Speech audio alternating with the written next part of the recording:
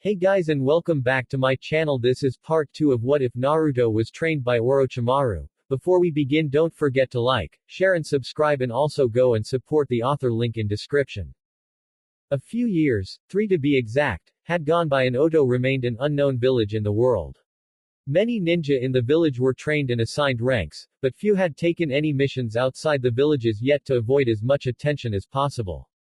None even wore their official Hitai Atesh when on their missions to avoid letting any witnesses know there was a new hidden village. Although no one had actually left the country yet, they were still not ready to announce themselves to the world. So far only 2 places knew about its existence, its allies Suna and Iwa, who made it official once the Tsuchikage heard the whole story from all the Sannin and saw documented proof of their claim. For the Sannin, Orochimaru and Tsunade mostly stayed in the village helping out the inhabitants. Since they had no official business in Konoha, they could get away with it. Orochimaru was the official leader, so he usually did the cage business for the village while Tsunade ran the hospital.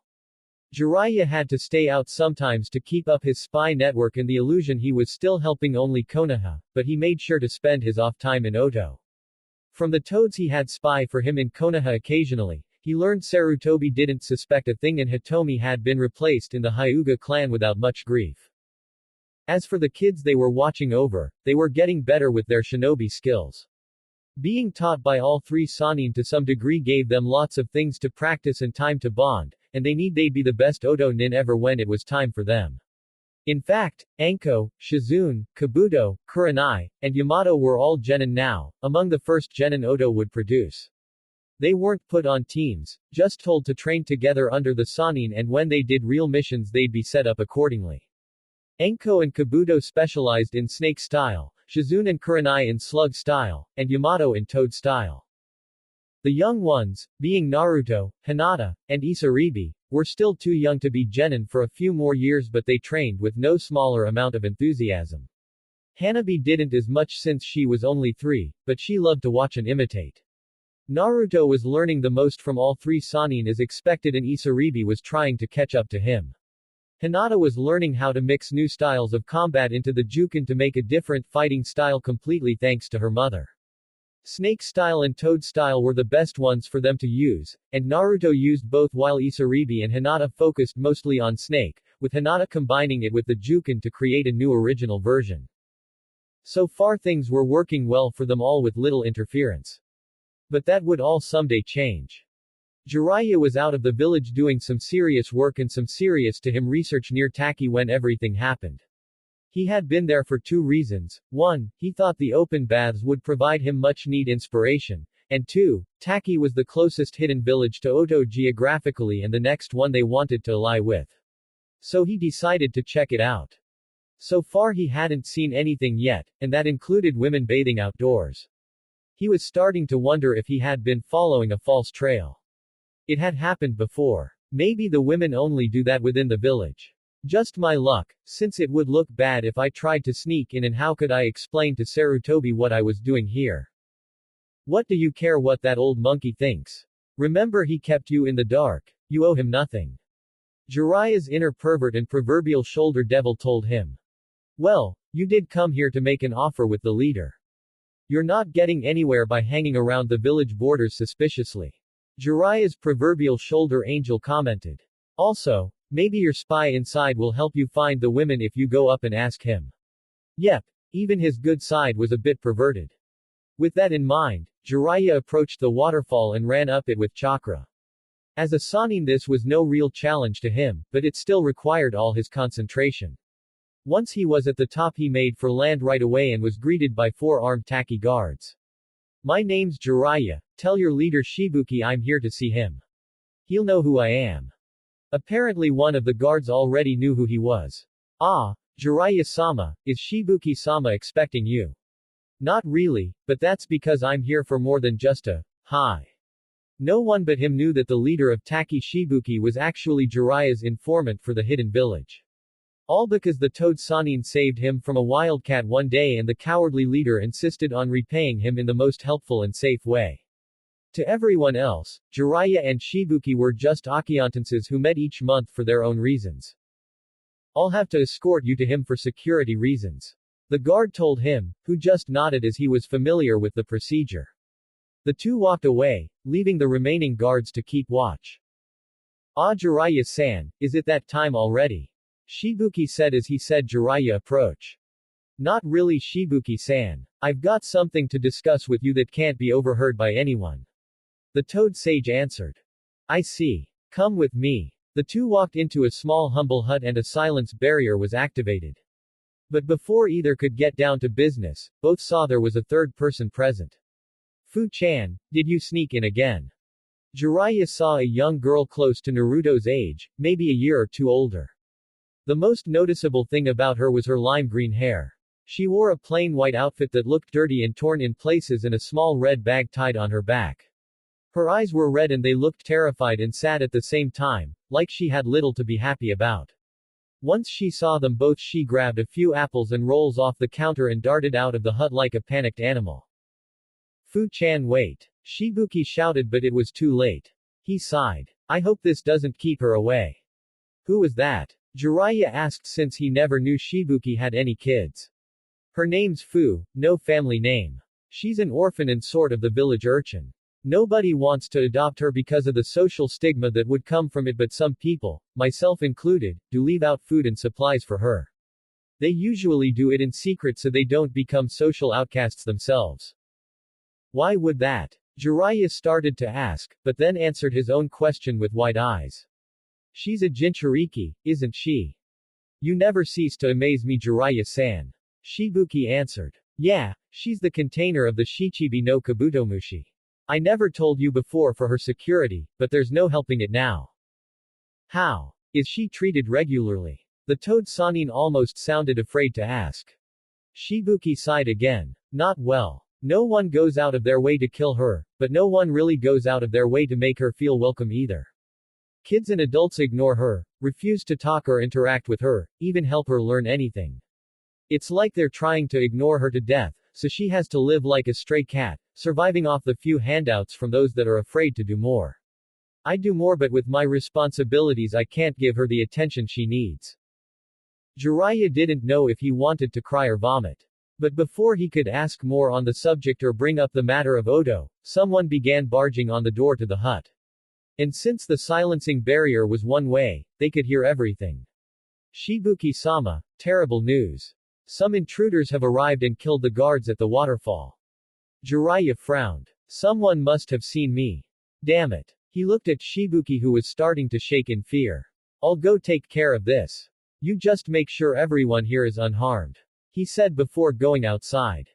People were running into their houses trying to get away from some flames and moving water, implying some jutsus being involved. In the center of the chaos he saw two black-clad shinobi wearing no hitai atesh trying to stir up trouble. Neither one looked like they were enjoying themselves though. In fact, their facial expressions, or lack thereof, almost looked painted on. There's gotta be more to this than just causing mayhem. Maybe they're making a scene to distract us from someone else looking for something. Jiraiya quickly thought, with his years of experience helping him plan. He created a few shadow clones and had them spread out to confirm his theory while he handled the obvious threat. It wasn't that hard once he created two Rasengans to send both targets flying into some rocks hard enough to crack them. The shadow clones came back with a third unconscious intruder. I've got a badass idea on how to get them to talk. When the intruders woke up, they saw they were tied together and hanging over a pot of boiling oil. Jiraiya was standing next to it along with a giant toad he summoned to get the oil he heated up personally. A few inhabitants of Taki formed a crowd to see what was going on. Why don't you tell me what you were up to, or would you rather take a bath? We'll never tell you anything. One of the tied-up men replied. The toad was holding the end of the rope and let them be lowered a little closer to the oil. Close enough that they instinctively curled their toes to avoid being burned. Still say never? Jiraiya asked. Yes. The rope lowered them a little more, so now they had to curl their legs up. How about now? We can't tell you. Our master has forbidden it and gone to great lengths to ensure we never reveal our secrets. One of the trio told him before showing his tongue and the seal placed on it. So it's impossible for them to crack I think it's too much of a coincidence that they showed up after me, meaning they must have been trailing me. Or maybe it is just a coincidence and they're after something in Taki. Their attack pattern tells me they were more interested in finding something than drawing me out, and they weren't even prepared to fight me. If they had been trailing me, they would have had some way to counter me if I noticed and fought back. So maybe they really are after something here in Taki. Since you can't speak, I have no more use for you, Jiraiya stated before letting them drop all the way into the oil and scream in pain. If I was Ibiki, I might have handled that better, but I'm not. They weren't taken out until the scream stopped. So now that that's been taken care of, what was it you came here for again, Jiraiya-san? Shibuki asked once they were back inside his house and the intruder's dead body burns to ashes. What I'm about to say can't be repeated to anyone in Konoha ever, understand? Shibuki looked confused and then shook his head. No, not really. Aren't you from Konoha? Yeah, but I've been asked to make you an offer, and part of the deal is that no matter what your answer is, Konoha can't hear about it or the deal's off and you may gain a new enemy. Shibuki gulped, not eager at all to gain enemies. Okay, this will be just between us. I'm listening. Okay, a new village has been created and is looking to ally itself with Taki. I know the leader of it personally. Since they're close to you, it would be in your interest to consider it a nearby ally that can respond quickly. I like it, but is it enemies with Konoha? If the two villages were forced to fight one another, what would this new one expect of us since we have a peaceful standing with Konoha? Shibuki asked, trying to avoid putting his village in a conflicted situation. If it came to that, you could declare yourselves neutral. Or you could support whichever side you feel has the better case. Whatever the case, if you accept, you'll gain a nearby partner in combat and trade. Jiraiya's eyes slowly turned to look outside. And also, I'm positive that little green-haired girl can gain some good friends. You can help Fu-chan. How? Let's just say this new village is a good place for people like her. And I know this for an undeniable fact. Shibuki arched an eyebrow. This new village has a Jinkujiriki of its own. Jiraiya nodded. And it's allied with two of the major ninja villages. Shibuki closed his eyes and went over the facts in his head. After a minute, he opened his eyes and answered. Very well, Jiraiya-san. You've never steered me wrong before and I have no reason to doubt you now. Tell the leader of this particular village that Taki will consider them an ally. But, there are two things I'd like you to do for me. Okay, shoot.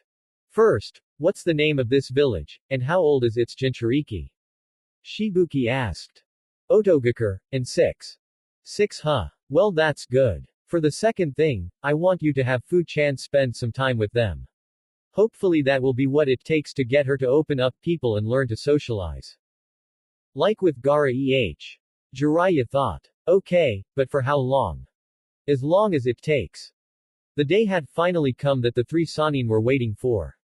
It was Naruto's 9th birthday, and the day he acquired 9 different Kekkei Genkai from the Kyuubi. They had told him and his friends about this on his 8th birthday so he could spend a year thinking of some ideas. Of course the Sannin had some of their own, but since he ultimately was the decider, he needed to observe several to get a good idea of how they worked and how to be creative with them. For the past year Naruto studied Kekkei Genkais of all sort, in books or by talking with the inhabitants of Odo personally. Most were willing to share some info with him since they knew he was close to all 3 Sannin and they owed their lives to the trio that got them out of Kiri. Naruto learned that every one of the known bloodlines had some strengths and weaknesses and limits, so he knew he had to keep all that in mind. There was no perfect bloodline, just handy ones. For this day, a few had gathered to see this interesting acquiring of power. Gaara, Temari, and Kankuro came from Suna, all aware of Naruto's Jinchuriki status. Fu came as well, although for all basic purposes the girl practically lived in Odo by now. Very little had changed about her social status in Taki even when she went back, so Shibuki let her have a semi-permanent home in Odo too as long as she came back from time to time. By the time she became genin she would have to declare one village a full-time home and the council in Taki was looking to force her to decide in their favor. If only to keep their Jinchuriki in check. Everyone who resided in the Odo Tower came to see this as well. Even a few who didn't reside there wanted to see. 2 of Odo's Chunin guards Kimimaro and Toyuya attended while the rest stayed at their posts. These 2 guards were Naruto's favorites and the ones he spent the most time with. Since Odo had yet to participate in any actual Chunin exams, they were only ranked Chunin because Orochimaru saw fit to give them that rank. Another one of his friends, Haku, showed up, along with her mother and stepfather, since he got to know her when he asked about her clan's Kekkei Genkei. He also found out that she and her mother were the last remaining users of it, since her biological father turned them all into the Mizukage for a profit. Or he could have just killed them for fun. Naruto felt bad for her and has been her good friend ever since. Everyone had gathered in one of the large underground rooms with Naruto in the center. They were giving him some space in case the Kyuubi's chakra acted up. You ready for this, Naruto? Jiraiya asked. Yes, Orochimaru. You sure this will work? Naruto asked, since the initial plan was for him to just try and contact the Kyuubi on his own. Even tough he had yet to do that so far. Not entirely. But it's worth a shot. Great advice, Jiraiya. Tsunade sarcastically mumbled. You're such an inspiration. Naruto sighed and closed his eyes. Here goes nothing. Wish me luck. He heard them all whisper it, then nothing. After a bit it was too quiet. Something must be wrong. He opened his eyes, but saw a large cage instead of the room he was supposed to be in. Two red eyes appeared from behind the bars of the cage. Ah, so it's finally that time. Good. You're the Kyuubi, right? Naruto asked, not that afraid since he had been prepared for this. Indeed. And you must know why you're here. Yep. I've been waiting for this day for about a year. Naruto answered. And I won't end up like Fu-chan did. As the Jinchuriki for the Shichibi, Fu should have received 7 Kekkei Genkeis on her 7th birthday. However, she didn't know about this until that exact date and didn't get in touch with the Shichibi in time to do all that. She did at least have enough time to bargain for 1 Kekkei Genkei, and that was enough to ensure the Shichibi wouldn't die with her, but she still felt cheated. At least like with Gaara, who also only had 1, she didn't have to worry about the time limits Naruto would have too. And with only 1 rather than 7, Taki couldn't force her to breed with multiple men later on. It looked like the large fox was grinning. I've been waiting quite a while longer. So let's make a deal, shall we? 9 Kekkei Genkeis in exchange for me being able to leave your body safely when you finally do die. Sure, it means I'll have a long wait ahead of me, but it's so much better than dying with him. Sounds good to me. And I've already got all 9 chosen. Then tell me about them one at a time and I can make the changes happen. And the more detailed the better. Kyuubi told him. Wonder how that mark will factor in, if at all. Okay then, here's the first one. Everyone watching Naruto meditate waited for a while and then tensed up when they saw a faint red glow around his body. Their initial impulse was to snap him out of it, but a sense of calm remained in the air and on Naruto's face, averting their concern. The glow remained for 9 minutes even, and the only sign of discomfort was a brief look of pain on the young boy's face for about half a minute. Once the glow faded, Naruto opened his eyes. I think that's it. Do you feel any different? Hinata asked with much concern. Not really, except for this weird itch on my shoulder. Naruto answered as he scratched where his curse mark was. Do I look any different? Everyone shook their head negatively. Hey Orochimaru, can you take a look at this? The fox said the mark might be gone now. Everyone in the room familiar with the curse mark perked up at hearing this. For years the Sannin were trying to get a better understanding of it and a cure for it.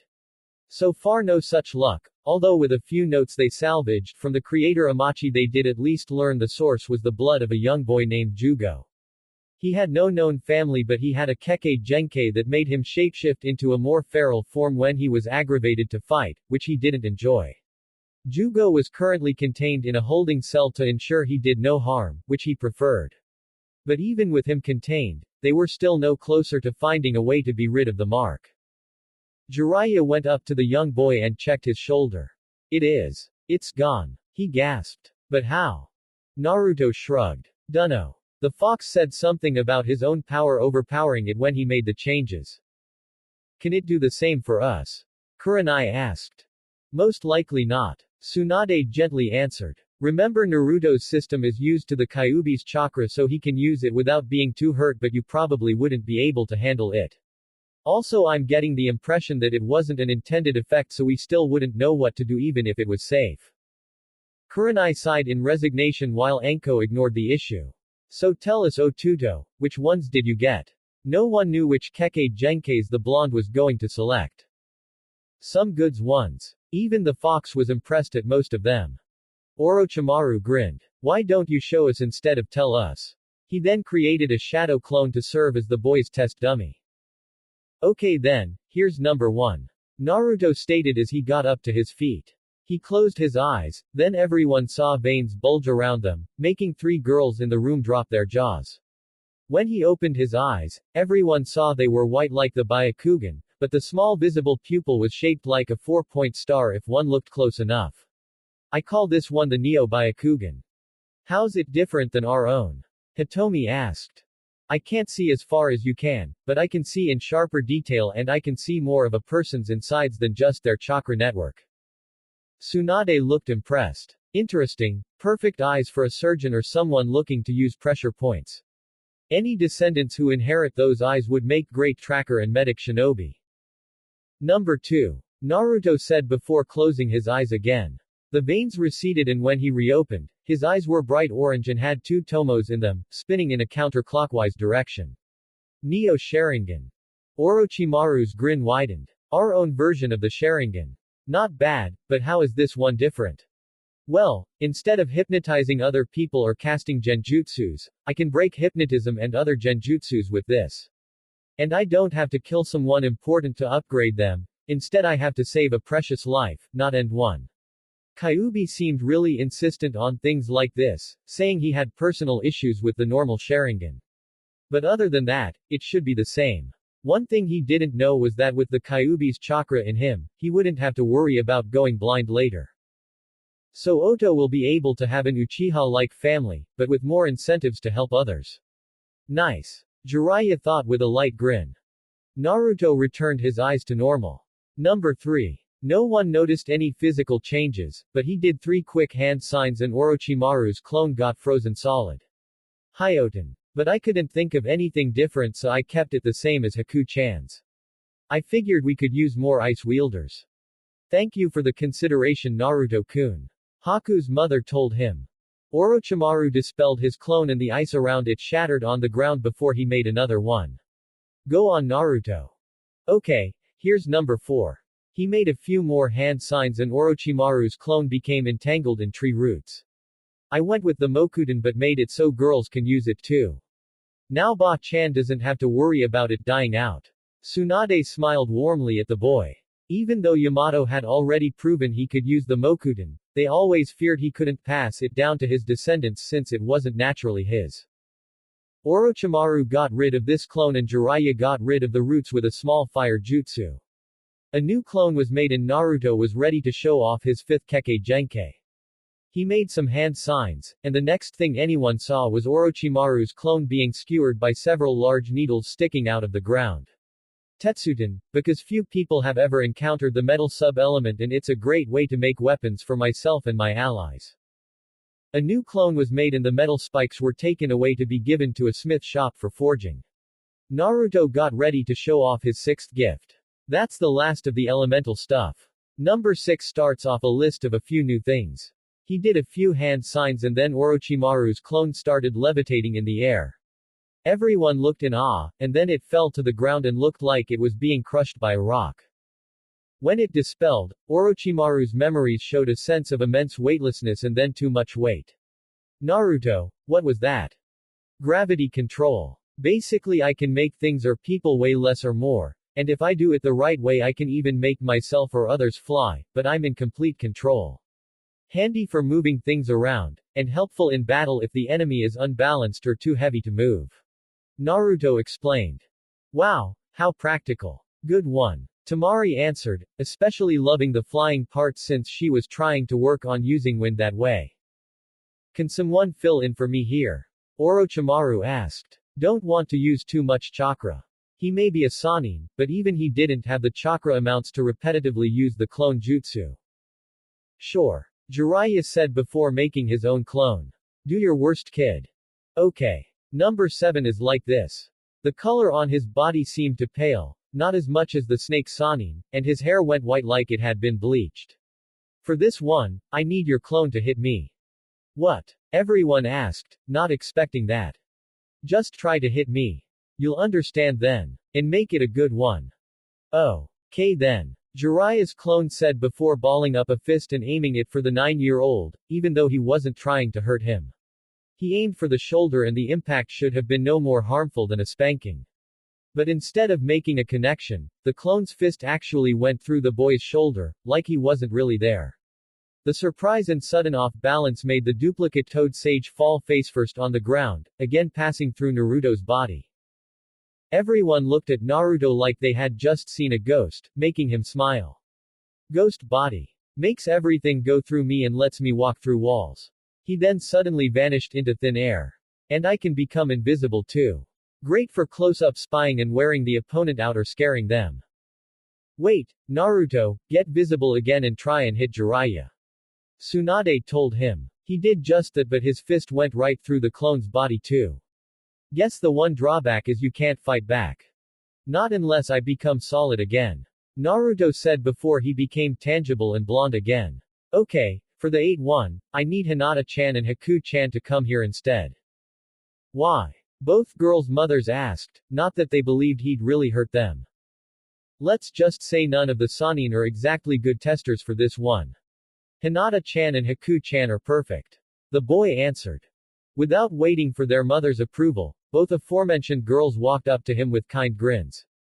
Both trusted the boy with their lives and showed no amount of fear. What do you want us to do, Naruto-kun? Hinata asked. Naruto suddenly gained red rings around his eyes much like Gaara had. Try and use your own Kekkei Genkai to attack me. The two girls shared a look before giving him an, if you insist, look. Hinata used the hand signs needed to activate the Byakugan when the user was still young and inexperienced, while Haku tried a short set to create some ice Senbon. The two finished at the same time, but nothing happened. What the heck? Haku asked herself before trying again, only to get the same results. What did you just do? Number 8, Unbloodline. Naruto answered. Anyone within 10 meters of me who has a Kekkei Genkai becomes unable to use it. The red around my eyes is there to alert my allies if they have one so they can get some distance. Not bad, considering how most ninja who have a Kekkei Genkai become dependent on it for their fighting style. Good way to handicap some of your opponents. Jiraiya thought out loud. And even if his enemy doesn't have a Kekkei Genkai, he has several others to use. For my last one, I'd like Ba-chan personally to step up and test this out. Naruto said as the red around his eyes faded. Trust me on this one, Ba-chan. I think you more than anyone else will appreciate this one. When he finished, he gained 2 thin black streaks down his face under his eyes much like Jiraiya. Hinata and Haku stepped out of the way while Tsunade stepped towards him, wondering what would happen to her that he didn't want demonstrated on a clone. She kept a cautious eye on him as he stepped forward and quickly poked her hand. What the hell was that ab? She started to ask before she felt a light tickle spread over her body and she started feeling more rejuvenated for some reason. But she got worried once she saw she was actually getting shorter. What did you just do to me? Her voice sounded different now, and when she looked around the room, she saw everyone had wide eyes but only her teammates had dropped jaws. Anyone got a mirror? Naruto asked. No one did, but Haku's mother was able to make one out of ice and showed Tsunade her reflection. Now her eyes went wide and her jaw dropped. She looked exactly like she did when she was a genin, down to the last detail, even bust size, with her clothes practically hanging off her since they didn't change. What did you just do? The 9th Kekkei Genkai, age control. All I have to do is touch someone, and I can make them as old as I want or as young as I want. And it doesn't wear off. You'll stay like that until I make you get older or you simply grow older naturally. Perfect for disabling opponents if they're too young or old to fight back the way they're used to, or help out our own guys by making them the right age to fight. Naruto explained. I won't have to wear a henge all the time anymore. That's great. Tsunade thought to herself. I won't have to die of old age someday. Terrific. Orochimaru thought to himself.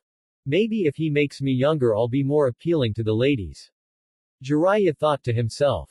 Hey Naruto, can you make me older again? How about 29? Tsunade asked. Sure. Naruto said before touching her hand and making her become a 29-year-old woman again. Jisun. Aro Jichin. You guys wanna become younger again? Heck yeah. Both answered together for different reasons. By the end of the day all three Sannin were back in their prime and Odo had its secret weapon, waiting to become an official shinobi.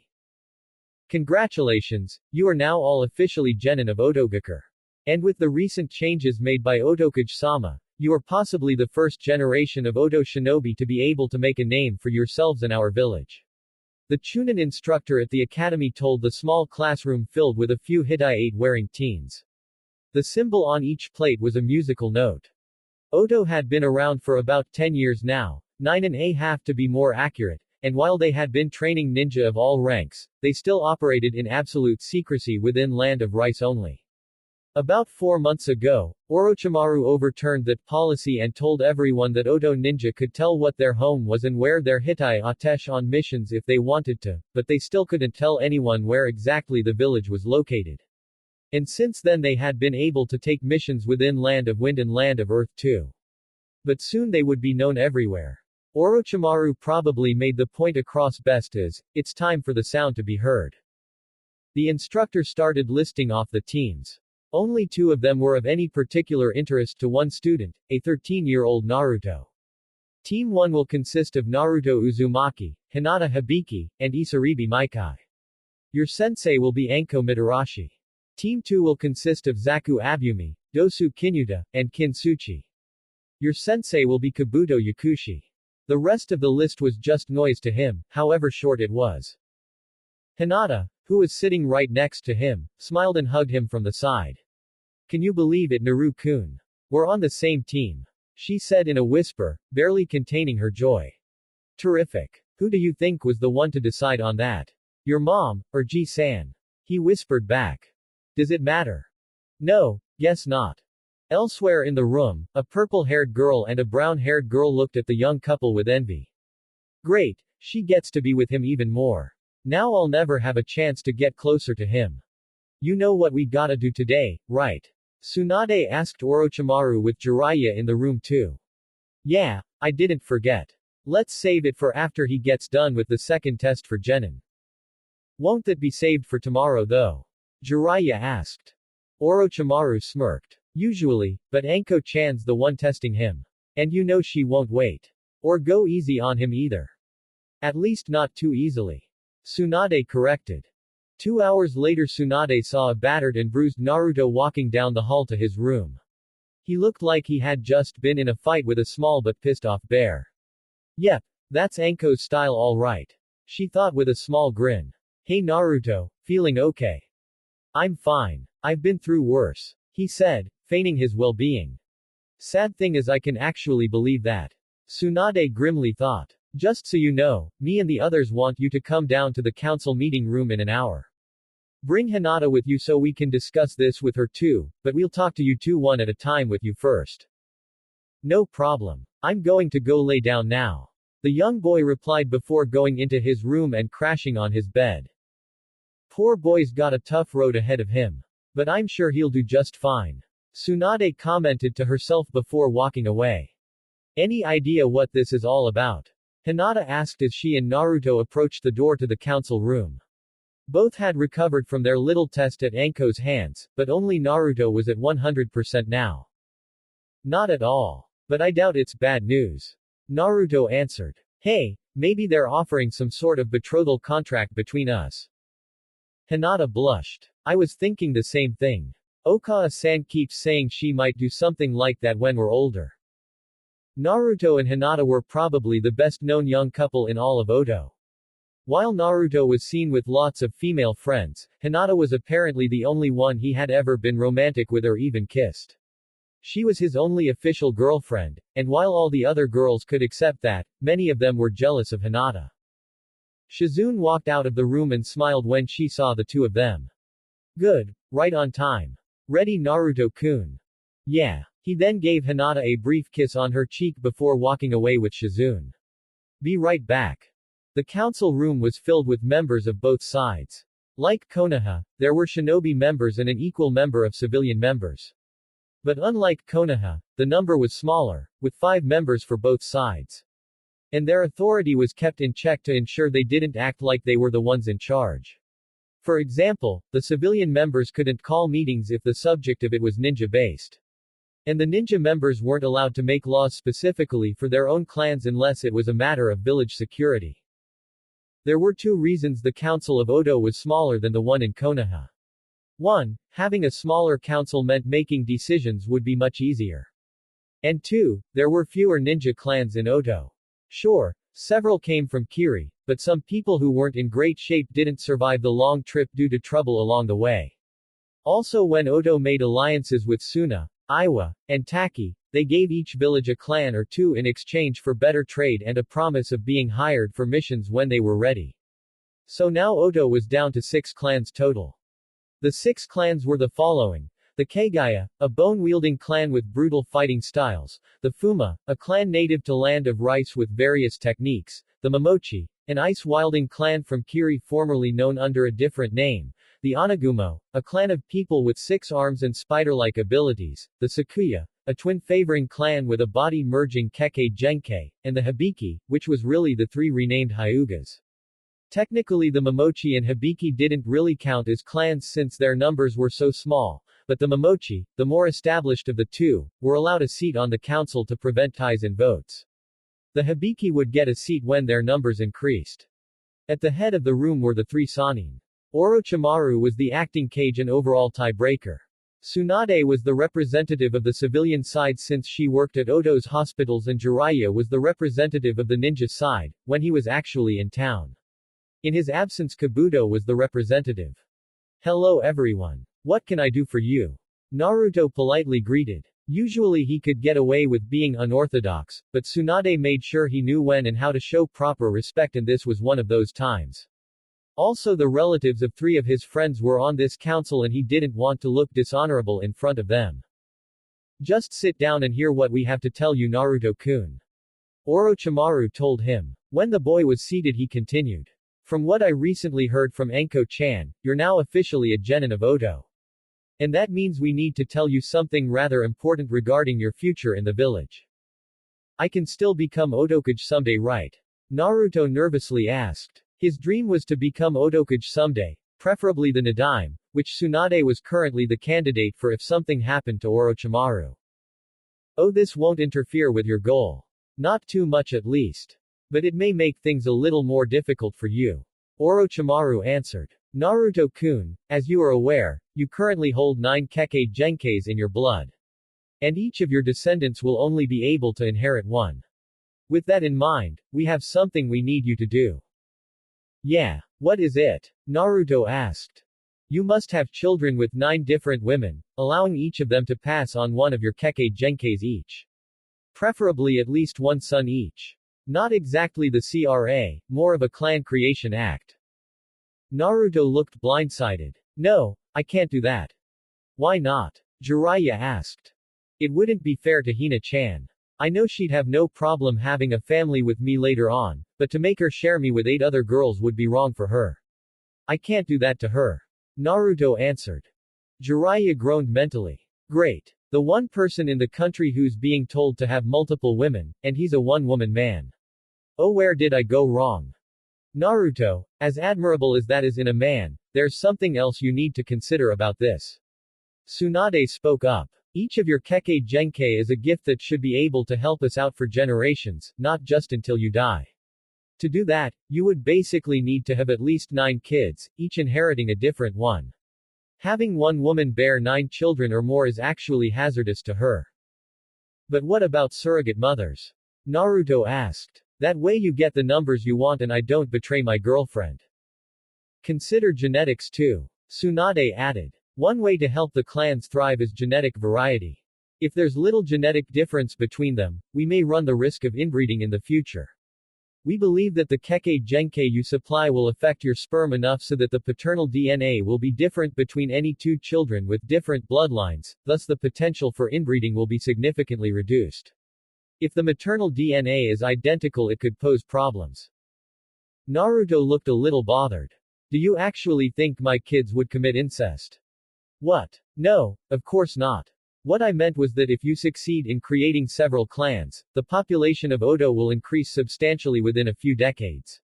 And if a good portion of the village's population is significantly genetically linked, then the only options would be inbreeding, extinction, or bringing in foreign genes to increase the variety, which isn't guaranteeable.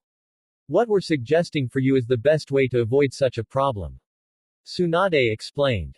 Naruto didn't look too convinced. Even so, if Hina-chan says no, then so will I. I will not hurt her like that. In that case, what would you do if she says yes? Jiraiya asked. Naruto didn't have a ready answer for that. What would I do? Would Hina-chan even consider the possibility? Wouldn't it still be unfair to her even if she consented? I don't know what to think. All he said was, I don't know. Naruto, all we're asking is that you at least consider the possibility. We can't make you do this if it makes you uncomfortable. Well, we could, but it wouldn't be right. But remember, would you really be more comfortable reducing your girlfriend to being little more than a baby factory like Kumo would have done? At least with other women to help out, you can take the strain off her. Orochimaru added. Naruto hung his head as he let this all sink in. Do you need a decision anytime soon? No, take your time. If you would like to go somewhere private and think this over, you may. And on your way out, tell your girlfriend to come inside so we can inform her of this as well. You are dismissed. Orochimaru answered. Thank you. Naruto politely said as he stood up and left, his face showing several signs of discomfort. After he left the room, Hinata walked in and took a seat where he had been. Her own expression showed she was mildly nervous. Hello, honorable councilman. To what do I owe this pleasure? Hinata-san, as we all are aware, you are in a relationship with Naruto-kun. How serious would you say it is? Orochimaru asked to get things started. The former Hyuga blushed deeply at the question. I thought you already knew that. I love him and have told him several times. And he's said it to me before too. I'm glad to hear that, but it makes what we're going to tell you all that much harder then. Orochimaru said. In case you aren't already aware of this, Naruto's many bloodlines are a boon for this village. And we have a responsibility to ensure they stay around for generations. Which is why we feel it's best in the long run if Naruto-kun were to have offspring with multiple women. 9 total preferably. Hinata looked stunned. You want him to what? Tsunade was the one to answer her. We feel that it's best if Naruto were to have children with several different women, as it would help his Kekkei Genkeis flourish in the village. You must know that if you were the only mother of them, that would require you to have at least 9 children, which would be dangerous to your body. So basically you have only 2 real options, allow your boyfriend to have 8 mistresses or use 8 surrogate mothers. You can try to have them all yourself, but we strongly recommend otherwise. And just so you know, Naruto doesn't want to hurt you, so if you say no to the whole idea he will too. Hinata sat there and went over it all. They want me to share Naru-kun with 8 others. Well, it's not like I can't think of a few candidates that would be glad to, but still, Naru-kun is supposed to be mine. How can I be special to him if I'm just one of 9? One more thing you should know, Hinata. Jiraiya added, regaining the girl's attention. Your mother and the 3 of us did write up a betrothal contract between you and Naruto stating that you'd be the one true wife whether or not you agree to this. So you won't have to worry about being less important in Naruto's eyes. If you accept the contract, that is. Hinata's eyes lit up, but she still didn't look convinced. She looked at all of the other council members. Do you all support this idea? They all nodded. Which do you support more, the mistresses or the surrogates? All 5 of the shinobi council members supported the mistress notion. 3 members of the civilian side supported it too, but 2 of them voted in favor of surrogate mothers. The 3 Sannin said they felt the mistress idea was the smarter one overall. Hinata sighed in defeat. Can I at least think this over? Everyone nodded. Take your time. And discuss this with Naruto-kun too, since he feels bothered by the whole thing as well. You are dismissed. Orochimaru told her. Hinata slowly walked out of the room and without realizing it went to Naruto's room, where she saw him sitting on his bed looking out the window. She sat down next to him, alerting him to her presence. They told you? He asked, and she nodded slowly. I don't want to betray you. She kissed his cheek softly. I know. I never thought otherwise. I just don't know what we should do about it. Later that night, Hinata ate dinner with just her mother and sister. Normally she would have invited Naruto to celebrate becoming a genin, and Isaribi and Enko too, but she had something she wanted to discuss with her family in private. She just wasn't sure how to bring it up. Something wrong, Ne-san? Hanbi asked. You've barely touched your curry. Just got a lot on my mind, Imouto-chan. Hinata told her sister. I bet I know what. Hitomi briefly mentioned before taking a bite of her own curry. Okawa-san, what do you think of the whole idea? Hinata suddenly asked. Which one? Hitomi asked. She wasn't toying with her daughter. Instead, she was referring to the fact they were two issues bound to be on Hinata's mind, the multiple women issue and the betrothal contract. The problem was which one was she more focused on. You know which one. Hinata said with her eyes beginning to narrow. Hanabi, why don't you go eat in another room please? Hitomi asked her younger daughter. Hanabi's gaze darted between her mother and sister, as if trying to deduce what was going on between them. She sighed and stood up with her plate. Okay. Let me know when you're done. When she left, Hitomi decided to address the most likely thing on Hinata's mind. I understand that the idea may bother you, Hinata, but I've thought it over several dozen times and I can safely say I agree with the Sanin's decision. Why? Hinata quietly asked. You know me and Naru-kun are close. Why would you try something that might ruin it? In all fairness, the first time the idea was mentioned was when you and Naruto-kun were only 6 years old. You two were only just friends then. I wasn't so sure how serious you two would come along, how could I? But haven't you noticed how I always taught you to accept his other female friends and not get jealous and possessive of him? Even share your time with him to avoid appearing domineering. Hinata arched her eyebrows. So you said all that hoping when this day came I'd have no problem sharing him. Somewhat, but not entirely. Even if Naruto-kun was limited to one woman only, it would still be a good idea for that one woman to allow him to have friends of his own choosing. I mean, you wouldn't like it if Naruto-kun told you you couldn't have any male friends outside him, right? No, but still, you're all asking me to share Naruto with others and why exactly should I say yes? Hinata asked, currently unable to make eye contact with her mother. For one very good reason, Hinata. Hitomi answered as seriously as possible. Let me explain. Naruto-kun has to have 9 children for the village. Now that's a minimum, not a maximum. Let's say you keep him all to yourself. That would mean you'd basically be pregnant non-stop for almost a whole decade. That's a huge burden on your body and a huge responsibility. And let's say you use surrogate mothers to take the load off. That would result in you and Naruto having to raise 9 babies all at once, rather than one at a time. Maybe having friends or family, or even a nanny help you out, would be a way to deal with it, but that's still a rather daunting task. And tough on your finances too. Now consider the idea that you allow 8 other women to have children with Naruto-kun that are their very own. 1. It takes the burden of multiple births off you. 2. It gives the village the numbers and genetic variety it needs for the idea. And 3. If they're the real mothers, they'll help in raising the children, just like nannies but for free, and they'll be able to provide more income for raising them, which trust me is a big help in motherhood. Also, you'd only have the pressure of being the mother of one child rather than all 9, which will be good for your health and sanity. Sure, the cost of such a good option is having to share Naruto-kun intimately, so that's why I insisted on the betrothal contact for you too. That way, you'd be the one official wife, the alpha female, so to speak. The way I see it, it's really the best option for you. Hinata's shoulders trembled and her fingers twitched, making it look like she was having a mild nervous breakdown. After a moment she stopped moving and sighed before giving her mother a tired look. When you put it that way, I really don't have a choice but to agree. I'm sorry if it feels like I'm trying to pressure you. Hitomi added softly. It's okay. You're my mother and only want what's best for me. This may not be a perfect solution, but it's still the lesser of several evils, I guess. Hinata's eyes then got a stern look in them. But still, I'm not going to let just any girl be with him. That same night, when Naruto went inside his bedroom, he was really surprised to see Hinata waiting for him on his bed. Hi. Hina-chan, what are you doing here? He was really trying to block out the perverted explanations that went through his mind just then. Naru-kun, we need to talk, she said in a calm voice that held a hint of dread in it. He sat down next to her and gently held her hand, calming her nerves. Naru-kun, I know what the council and Otokage asked of you this afternoon, and I've had some time to think over it all. I've been thinking it over too. It sure is a big thing. He commented.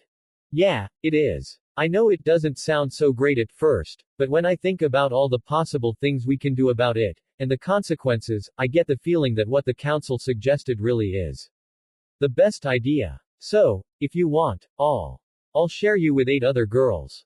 She then looked right into his eyes. But only on 2 conditions. What? Naruto asked. 1. We accept the betrothal contract first and I become your one true wife. That way, I'm the only one who takes on your name, I'm the one who claims your virginity, and I'm the first one to have your child. And 2. We both decide who the other girls are. If I have to share my future husband, I have a right to have a say in who I'm sharing him with. Hinata insisted. Fair enough. Naruto replied. He was actually surprised Hinata was going to let this happen. You sure you're okay with this? Am I okay with this? Not really. To be honest, I wish it would be just you and me and we'd get to have 2 or 3 kids when we're older. But that's not what can happen. So we gotta make the best of this situation. When she finished, she rested her head on his chest and he placed his arm on her shoulder. The 2 13-year-olds just sat there in silence for a bit, nothing needing to be said just then. But after a bit, Naruto did say something. Hina-chan, I just thought of something. You said you wanted to accept the contract, but when exactly did you want us to become married? He hadn't been told about the betrothal contract in his meeting, but Tsunade had informed him afterwards. It was designed to ensure that no girl had a legal claim to being Naruto's wife other than Hinata. If they accepted it, they were instantly engaged, and if not, any other girl could try and claim him for their husband. Not that they were likely to succeed, but they could still try. Not sure. Part of me wants to say right away, since as registered ninja we can now, but another part of me wants to wait until we're closer to Chunin. I definitely don't want us to try having any kids before then. I was thinking the same thing. Naruto stated. Also, I hate to bring this up, but how exactly do we handle the other girls? Hinata slowly turned to look right at her boyfriend, but her gaze held no hostility to his question. Well, I'm thinking we don't just announce this to the village. I think we should only accept girls that genuinely care about you, and if we make this public there's no way of knowing if they really do. Let's see who shows signs of care for you without knowing this. I can already think of a few who might fit the bill. To be honest, so can I. Naruto hesitantly added. Really? Who? Hinata asked. He was afraid to answer, but felt trapped. I think Haku-chan, Fu-chan, and Sasama-chan would at least like to hear the option. Hinata didn't look bothered like he half expected her to. I think Isaribi-chan and Kin-chan would as well. So, assuming they all say yes, that means we already have 5 girls selected and 3 more too. But I guess we don't need to be in any hurry. Naruto thought aloud. Good. I want us to have some time for just us anyway. Hinata commented and added a small kiss on his cheek. I may have to share you, but that doesn't mean I have to do it from the beginning. The next morning, Naruto and Hinata met up in the tower's private training area to meet their sensei and teammate. Enko was already there sitting next to a tree that was often used for target practice, and Isaribi was sitting down with her feet in the water. Hi you two. Don't tell me you already got down to business so soon. Enko teased the young couple as they entered her sight. Even though he was used to his surrogate sister's teasing, Naruto still got red from her comment. Nei-chan. Hinata meanwhile noticed Isaribi gave the blonde a longing look that said many things, one being, why can't I be the one with him? And another being, I really hope our sensei is wrong. Her own thoughts on this were, maybe we should approach her first. Back to business. Enko said as she stood up before her team. As you may have figured from yesterday, I'm not going to go easy on you just because we've known each other for a long time. Once you decided to become shinobi, that meant you were ready to handle a life of pain and danger. My job is to make sure you don't become victims, and what better way to do that than have the strength to fight back against anything that tries to make you its bitch. Now, since I already know you've all received some training from the Sanin, that gives you a good advantage over other genin and lets me know where you already stand. I've found something for all 3 of you to work on individually for the time being. Enko continued, then looked at Naruto. Uotudo so far seemed the hardest. Thanks to the Sanin's help he already knew the shadow clones, Rasengan, and basic medical ninjutsu. Finding something new for him wasn't going to be simple. I'll get you more focused on chakra control first since you're still a little rough around the edges there. But soon I promise I'll have something fun for you. He smiled, and Enko turned to Hinata. You're the second hardest, but I'm sure I can help you get a better handle on your taijutsu and maybe improve it a little. Then she faced Isaribi. You're the easiest simply because you have the most room to grow. I'll start you out with something simple to see what kind of progress you can make. Enko then looked around as if suspecting someone was watching. When she was satisfied there was none, she looked back to Hinata and Isaribi. And one more thing, I'm also going to help you two with your mark. You two can already use the first stage right. The two girls nodded and activated their marks to show they could. Hinata was covered in lines that looked like teardrops in a chain-link fashion, while Isaribi was covered with gentle wavy lines that gave the impression of a current on her skin. Enko smirked and activated her own mark, making it look like many small snakes were covering her. Good. Now I'm going to help you learn to use it in a real battle and maybe someday access stage 2. Aren't we supposed to wait until we're Junin for that? Isaribi asked. Since Orochimaru couldn't figure out how to get rid of the mark, only create it, he settled on a plan regarding it. He offered the mark to all his Junin-level shinobi, telling them the benefits and costs and letting it be completely voluntary. It was actually accepted rather well by almost all the Junin, and all who had it formed the village defense unit similar to Konoha's Anbu. In Oto, they were known as the Altos. Tsunade was a little uncomfortable about this, but Orochimaru pointed out it wasn't much different than Hoshi and their Kujaku arts. This was the secret technique of Oto that no other village could easily predict or counter. Normally yes, but considering how we got our marks the rules have to be a little bent for us. Enko answered. Think of it as our squad's secret weapon. Naruto's second source of chakra should be our last resort. How am I going to be able to handle it properly? Naruto asked. We got some scrolls written for you by Roshi-san and Han-san from Iwa. They've got lots of info for you to handle Kyuubi's chakra in case you resort to it. Hopefully your bloodlines will prevent that, but it can happen so we'll be prepared. But for now, let's get started on the first lesson, tree walking. Enko finished. Team training with Enko could probably best be described as voluntary torture. No matter what exercise she had her students learn, she always found a way to make it potentially lethal to them. The tree walking technique, which all three already knew before they even graduated, had a barrage of kunai thrown at them with venomous snakes hidden in the trees as well. The water walking exercise, which was new to them and taught in the second week, was pretty much the same thing. Then she made them try it on a moving current. Enko almost refused to let them do any D-rank missions. She kept insisting their time could be better used to focus on training directly rather than indirectly. But she did let them try one at least once a week to give them some money to have fun with. Hinata and Isaribi didn't mind too much because it gave them both a chance to be around their favorite guy. And while Isaribi felt she couldn't be with him the way she wanted to, she was at least glad she was on his team rather than another of his fangirls. After their 11th day of training, where they were all expected to use kunais to hit targets while they were upside down, while said targets fired Senbon back at them. Enko was really hardcore when it came to training apparently. But afterwards, with a small amount of injuries, Hinata and Isaribi had a moment alone. Naruto was currently spending some time with Tayuya since he enjoyed giving her some company while she guarded one of Oto's gates. She also enjoyed his company too, as he was the only one to make her laugh and appreciated her dirty jokes. Hinata and Isaribi were relaxing in the pool of the tower, both wearing bikinis since that's all they had in an effort to catch Naruto's eye. And both were orange too, although they kept saying it was just coincidence. At the moment Hinata was just floating lazily on her back while Isaribi was swimming around completely submerged, just the way she liked it. When Isaribi came up for air, which seemed like once every 5 minutes but was more like every 3, Hinata decided to bring up the issue on her mind. Hey Isaribi-chan, got a moment? Sure Hinata-chan. What's up?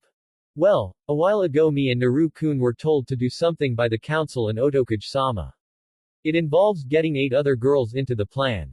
And you're the first girl I can think of that might enjoy this. Hinata explained with a small embarrassed blush. Oh, does this involve your little harem? Isaribi asked. Hinata practically facefaulted in the water. What? She asked after she coughed up the water she almost swallowed. How did you? Your little sister told me.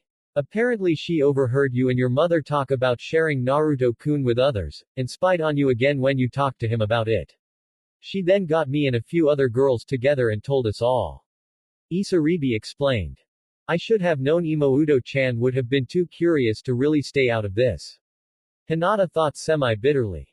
So I'm actually the first girl you're approaching for this? Isaribi asked. Gotta admit I'm flattered and tempted.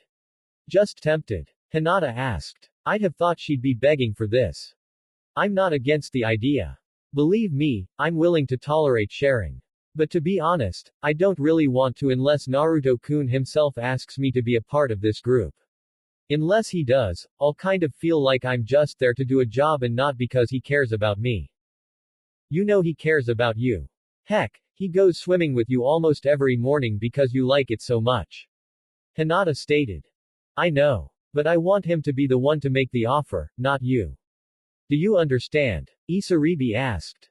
Yeah, I do. So, who were the other girls Imouto-chan told? Isaribi scanned her memory. Besides me there was Kintsuchi, Hikumamochi, Sasama Fuma, and Futakino. All the girls we mentioned that night.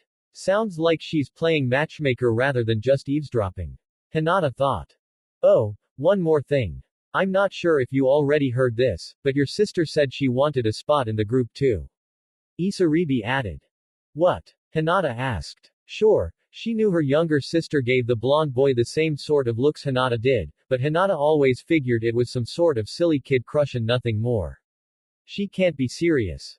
She didn't look like she was joking to me. But she's only 10. Weren't you 9 when you first kissed Naruto-kun and told him you loved him? Isaribi countered. Are you actually in favor of the idea?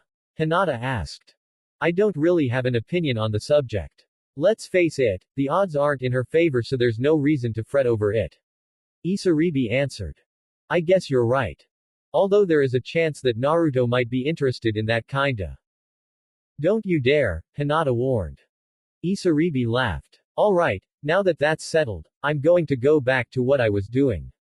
Isaribi said before taking a deep breath and submerging herself. Hinata started doing a few breaststrokes for no particular reason.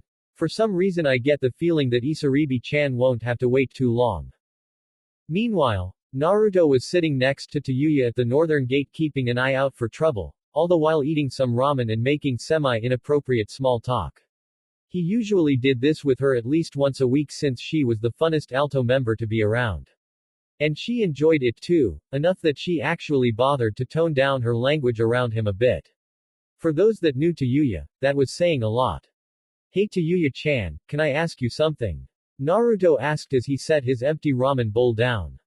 Sure Naruto. What's on your mind? The redhead told him. Have you already been told anything about me from Ji-san?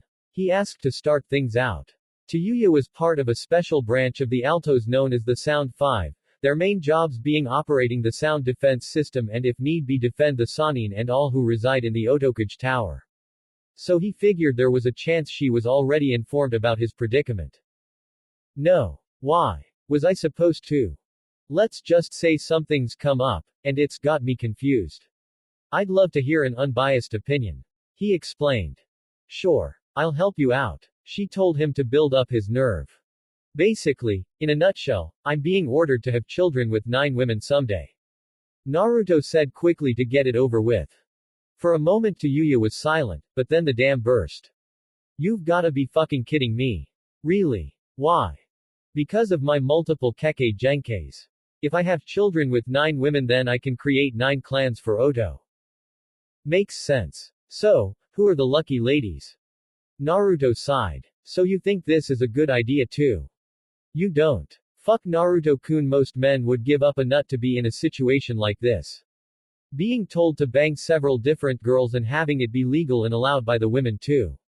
Fuck Naruto-kun, I always knew you were a decent man but maybe you're too decent for your own damn good. Tayuya replied. I'm willing to try it out. I mean, I do understand the reasoning behind it all and Hina-chan is willing to try it too. Naruto defended. Tayuya arched an eyebrow at him. Then what exactly do you need my opinion on? How exactly do I attract more girls? And how do I keep them satisfied and taken care of once I have them? He asked. I mean, I need to treat them well so they'll want to stay and feel special, and once they have the kids I'll need to help raise them and care for the mothers as well. How can I do that with 9 women when sometimes one sounds like a huge job? On the outside, Tayuya just smiled warmly. But on the inside, she was practically cheering praise for the blonde. Wow. He actually already knows having several women like that won't be just a 24/7 orgy. And he wants to cater to them all like a decent person would. All of a sudden I'm hoping he's not put off by older women, even if the age difference is only 4 years. Well Naruto-kun, when it comes to attracting more girls, I'd say do what worked to get you your girlfriends since it worked so well. As for keeping them satisfied, and I'm assuming you mean outside the bedroom too here, treat them like you treat your girlfriend. Basically just go with what you already know works, just on a group. I have a feeling you can handle it even though it does sound tough. At hearing that, Naruto looked a little more at ease. Thanks to Yuya-chan. I'll try my hardest. Got an opening for me. Tayuya joked, and laughed when Naruto facefaulted. I'm kidding Naruto-kun, but I wouldn't be offended if you considered the idea later on. Do I really even have to look for girls, or will they end up coming to me? Naruto asked himself somewhat nervously. Some more time went by and more grueling training went on for Naruto's team. So far, he had yet to approach any other girls about the prospect of joining his little group. And Hinata hadn't bothered at all since she felt the other girls would prefer it if he did instead, like Isaribi. She did consult her sister though first chance she got, and she still wasn't sure if Hanabi was serious or just joking. The hardest part was telling her no in a way that couldn't be refuted. For a young girl, Hanabi was a surprisingly good debater. On one particular day, Enko decided her team could do a mission instead of training. I think you guys just might be ready for AC rank by now. Think we really are ready? Isaribi whispered to Naruto as they walked to the mission assigning room. If we can handle Nei-chan's exercises, we can handle anything. He replied. Enko surprised them by taking them directly to Orochimaru's office rather than the general room to get assignments. Heiji-san. My team's ready for AC rank. Got any good ones for them? You sure about that? He asked. At her grinning nod, he checked his records of ones he didn't already give out. Oh, here's one that might prove interesting to you. But I need to explain it all before you accept or not. Go on. Okay, a small nation southeast of here called Land of Waves is the destination. I was immediately suspicious since Konoha is the closest village and the one they were most likely to hire for something like this. Apparently the client is someone who's connected on a bridge building project and fears something horrible will happen to the bridge and everyone working on it. They asked for non-Leaf Nin help because they feared the threat might be prepared for Leaf Nin. Makes sense. Tell me, how did they hear of this village? Enko asked. The client is downstairs so you can ask them directly. Wait. Someone from outside is actually here in Oto. Naruto asked. Orochimaru nodded. Yes. So keep an eye out on the client in case this is some sort of setup to draw some of our forces out and see how we work. Assuming we accept it that is. Enko reminded the snake Sanin. True. Also, given what we've learned from Jiraiya's spy network, it would appear that a tycoon named Gato is basically draining the country dry like some sort of economic vampire, although technically nothing he does can be considered illegal. Or if it can then it can't legally be traced back to him. This request would give the nation a way to recover. But I personally think it will only truly work if Gato was eliminated, because he could still find a way to destroy the completed bridge if he wasn't. So the mission is simply return the client home safely, guard the construction workers, assist in construction if possible and necessary, and try to lure this man out for extermination. Enko asked to clarify. Orochimaru nodded, she smiled wickedly, and turned to face her students.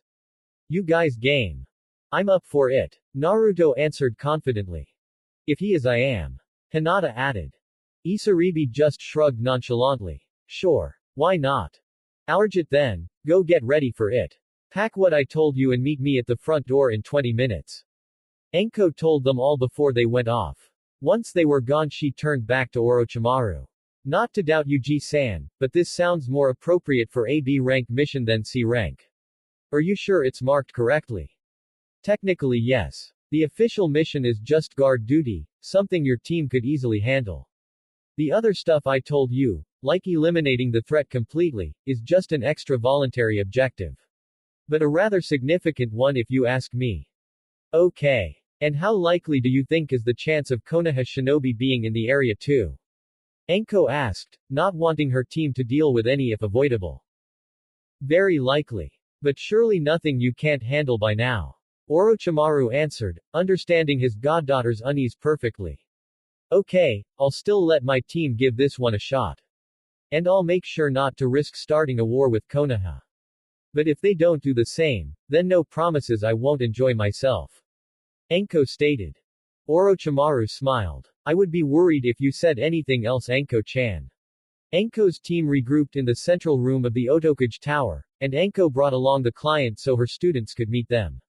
It turned out the client was a young woman, not quite at middle age yet but on the receding edge of her prime, accompanied by a short boy with a fisher's hat on. Both had dark hair and eyes and light-colored clothes, but the woman looked desperate while the boy looked disturbed. Everyone, this is the client and her son. Her name's Tsunami and the kid's name is Inari. Enko told her 3 genin, who gave the guests polite smiles and waves. Enko then faced the 2 from Wave. I'm Enko Mitarashi, the senior ninja. The one boy is my Otudo Naruto Uzumaki, the girl with the jacket is Hinata Hibiki, and the last member here is Isaribi Maikai. Nice to meet you all. I'm glad my son and I can get home safely now thanks to your help. Tsunami politely said to them all. Inari just silently scoffed, as if he didn't believe that, but nobody mentioned it. By the way team, Enko added. Otokage-same told me that due to the uncertain nature of this mission, he's got another team assigned to work with us. I hope you can cooperate with them. Which team? Hinata asked. She was wearing a blue pair of contact lenses now so no one could tell she had a Byakugan. Last year's all-kunoichi team led by Kurenai-chan. They'll be briefed on the mission momentarily and then we head out. Enko answered. Naruto raised his eyebrows in surprise, while Hinata and Isaribi shared a look and a thought. Kurenai taught Haku, Sasama, and Fu, who became a permanent member of Odo a few years ago. That team had 1 more year of experience than their own team, and was doing quite well considering that most villages didn't assemble all kunoichi teams. Usually because the leaders feared that an all kunoichi team would be a tempting target for outlaws, one too tempting to pass up. 2 teams. Is the situation that bad? Tsunami asked, worried for her safety and her son's. Otokage-sama has reason to believe the mission may call for a little extra muscle later on. We will escort you back home but once we're there we'll need to investigate the threat to your country is to ensure you won't need us again anytime soon. Enko explained. Unlike others, we ninja try to do the job so that we and the customer don't need repeat business. Hinata added. Any idea what to do while we wait? Naruto asked. Hinata pulled out a deck of cards. Better than nothing. 10 minutes later Enko's team and Kurenai's team were heading towards the eastern gate of Odo. All of them were wearing their Hitai Atesh, since they were now allowed to show off which village they were loyal to. They were quickly arranged so Kurenai's team were in front of the clients while Enko's were in back, because as the more experienced unit Kurenai's team could act quicker. Couldn't we in a wagon or something? Tsunami asked, not really liking the idea of walking all the way back to Wave. In fact, the entire trip from Wave to Rice was done by wagon, so she naturally assumed the trip back would be no different. We could, but we don't want to draw attention to ourselves. If you get tired we can still provide you a lift though. Kurenai told her. How? Inari asked curiously. Either we can carry you, or one of my close friends can. Enko answered. But for now, let's start out with a nice walk and enjoy the weather. Why can't we start with a ride? Inari asked. Trust me kid, you don't want to start this trip the way she meant. Kurenai answered. Why can't we use the way we got here? Inari asked his mother. How exactly did you get here by the way? Isaribi asked. I mean, it's not like our village is on any map. It's a long story. Tsunami replied. It's going to be a long trip, so why not? Naruto added. Okay then. You see, our country's economy is doing really bad lately due to a corrupt businessman. Tsunami started. The daimyo of your country has been sympathetic to our trouble and secretly sending us money and supplies so we don't go completely broke. A little while ago, I noticed something disturbing, and asked the people who brought us imports from here if they could get in touch with someone who could do something about it. They offered to bring me and my son directly here so we could plead our case to you. Enko and Kurenai shared a look before returning their gaze to the young mother. Is that all? Yes. Why? Do you not believe me? Oh, it sounds believable, but it also sounds like you're omitting something. Kurenai answered. The fact that you asked, do you not believe me, so soon shows the two. Enko pointed out. Tsunami sighed and looked skyward for a moment, making everyone stop in their tracks, waiting to hear what she'd say next. There is something more. You see, the disturbing thing I noticed was what looked like a group of ninja in an area I didn't think they were supposed to be. And they probably noticed me too. That's why I asked the import bringers to take me and my son away from there for a while so we could be safe. I didn't want to risk them attacking us at home that night. All present ninja shared looks amongst themselves, primarily with their own teams but not limited to just that. Would you happen to have seen any identifying symbols on these ninja? Enko asked. Tsunami nodded and pulled out a piece of paper. I drew one down. Enko looked at it and scowled. Definitely Konoha's mark. I was afraid of that. You see, not too long before that, my father went to Land of Fire to get some help for the bridge project he's working on. He also said he would try and get some ninja cheaply if he could. Tsunami continued sadly. Only help he'd get is from Konoha, who apparently have some shady business there already. Kurenai commented. Yeah, I thought of that but didn't know what else to do. And I think he might bring them to our home as well. I'm worried that may only make the situation worse. Enko sighed. Alright, change of plans. We need to get to Wave as quickly as possible, preferably within the next day or so. That's impossible. Fu stated. Not really. We have one way that could work. Enko told everyone, then pointed to Naruto. Me. How can I get everyone across 2 countries and a sea in a day or so? He asked. Simple. Use your gravity control to make us all fly that way as fast as you can. Enko told him with a confident smile. That sounds like a great idea. Fu said with a pleased grin. Naruto had once taken his friends for a flight with that Kekkei Genkai and she was probably the one who most enjoyed it. The fact that her Biju had wings might be a factor in that though. Flying. How can you do that? Inari asked, sounding and looking for the first time something rather than irritated. Right now he was more intrigued than anything else. It's one of my many skills. And it could work, but the problem is I can only use it for so long. Naruto answered carefully. Among all of Naruto's Kekkei Genkais, all shared a common weakness. He could only use each one for at most 9 consecutive minutes, and once that time was up it automatically shut off, needing 9 consecutive seconds before he could reactivate it or switch to a different one. And the 9-second wait was mandatory even if he voluntarily deactivated the bloodline he was using. Most likely his children wouldn't have either of those problems according to the Kyuubi. There were more weakness to his abilities, but they varied amongst the individual Kekkei Genkais and were only present when he was using them. So go as far as you can in the time you can, take a break, and then start up again. Fu told him. But make sure we're back on the ground before you stop. Sasama added. Is there really no better alternative? Isaribi asked, for she was afraid of heights. Sadly no. We need to hurry and this is for the best. Enko told her student. Fine. But if I have to do this, then at least let me ride on Naruto-kun's back so I'll feel safer. Isaribi demanded. Yeah, I'm sure that's the only reason. Several present girls thought sarcastically. Naruto turned to show his back. Hop on Isaribi-chan. She wrapped her arms around him and he wrapped his own to hold her in place. Everyone ready. You might want to hold on to your own son for this ma'am. Kurenai warned Tsunami, who quickly held him to her maternally.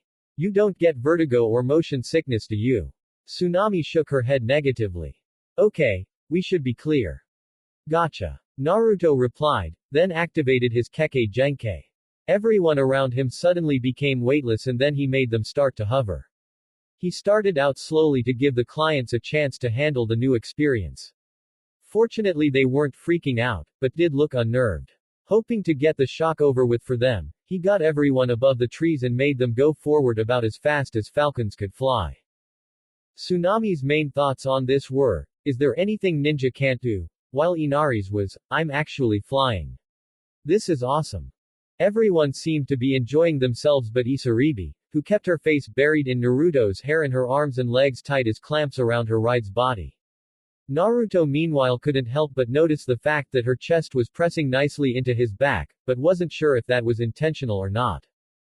The trip went well but not quickly, with Naruto not reaching maximum speed for the sake of the civilians. He did eventually go higher to avoid the risk of being seen, and everyone kept an eye on the time limit, lest they plummet to the ground. Tsunami was initially frightened for the first 2 times but by the 3rd time she got more relaxed and was actually able to enjoy it a bit. Not quite as much as Fu, who kept asking for Naruto to let them do some barrel rolls and loops for fun but kept getting turned down. 3 hours later they had reached the shore of Land of Fire and the small stretch of sea that separated them from Wave Country. Can I take a break? I'm a bit tired. Naruto complained. No problem. We can take it from here Otuto. Enko answered. The next moment a couple of giant snakes were summoned, frightening Tsunami and Inari quite a bit. It's alright, these guys won't bite. Besides, they're constrictors so they're not poisonous even if they did. That's not funny sensei. Hinata told Enko as she and several others climbed onto one of the snake's back. You actually get along with snakes? Tsunami asked fearfully. You bet. In fact one of my best friends growing up was a snake. Enko answered, then summoned her personal summons Kogyoku along with Naruto's old snake Sango. Once the 2 kids under Orochimaru's care became old enough to defend themselves, Manda ordered the 2 snakes to be returned, but allowed them to be personal summons for Enko once she signed the snake contract. Why don't you say hi? Hello. Tsunami said meekly. Hey Sango, long time no see. Naruto said with much enthusiasm to the orange and black snake, which slithered over to him so he could pet her. Things still going well for you kid? Sango asked. It talked. Inari asked in surprise. All the summoned snakes turned to face the boy, without menace but it still scared him. Did you think we summoned plain ordinary snakes kid? Enko asked. Come on, let's get going. Kurenai told everyone. Tsunami and Inari got settling on one of the big snakes, and they started swimming to the island country. Wow, that's one big bridge.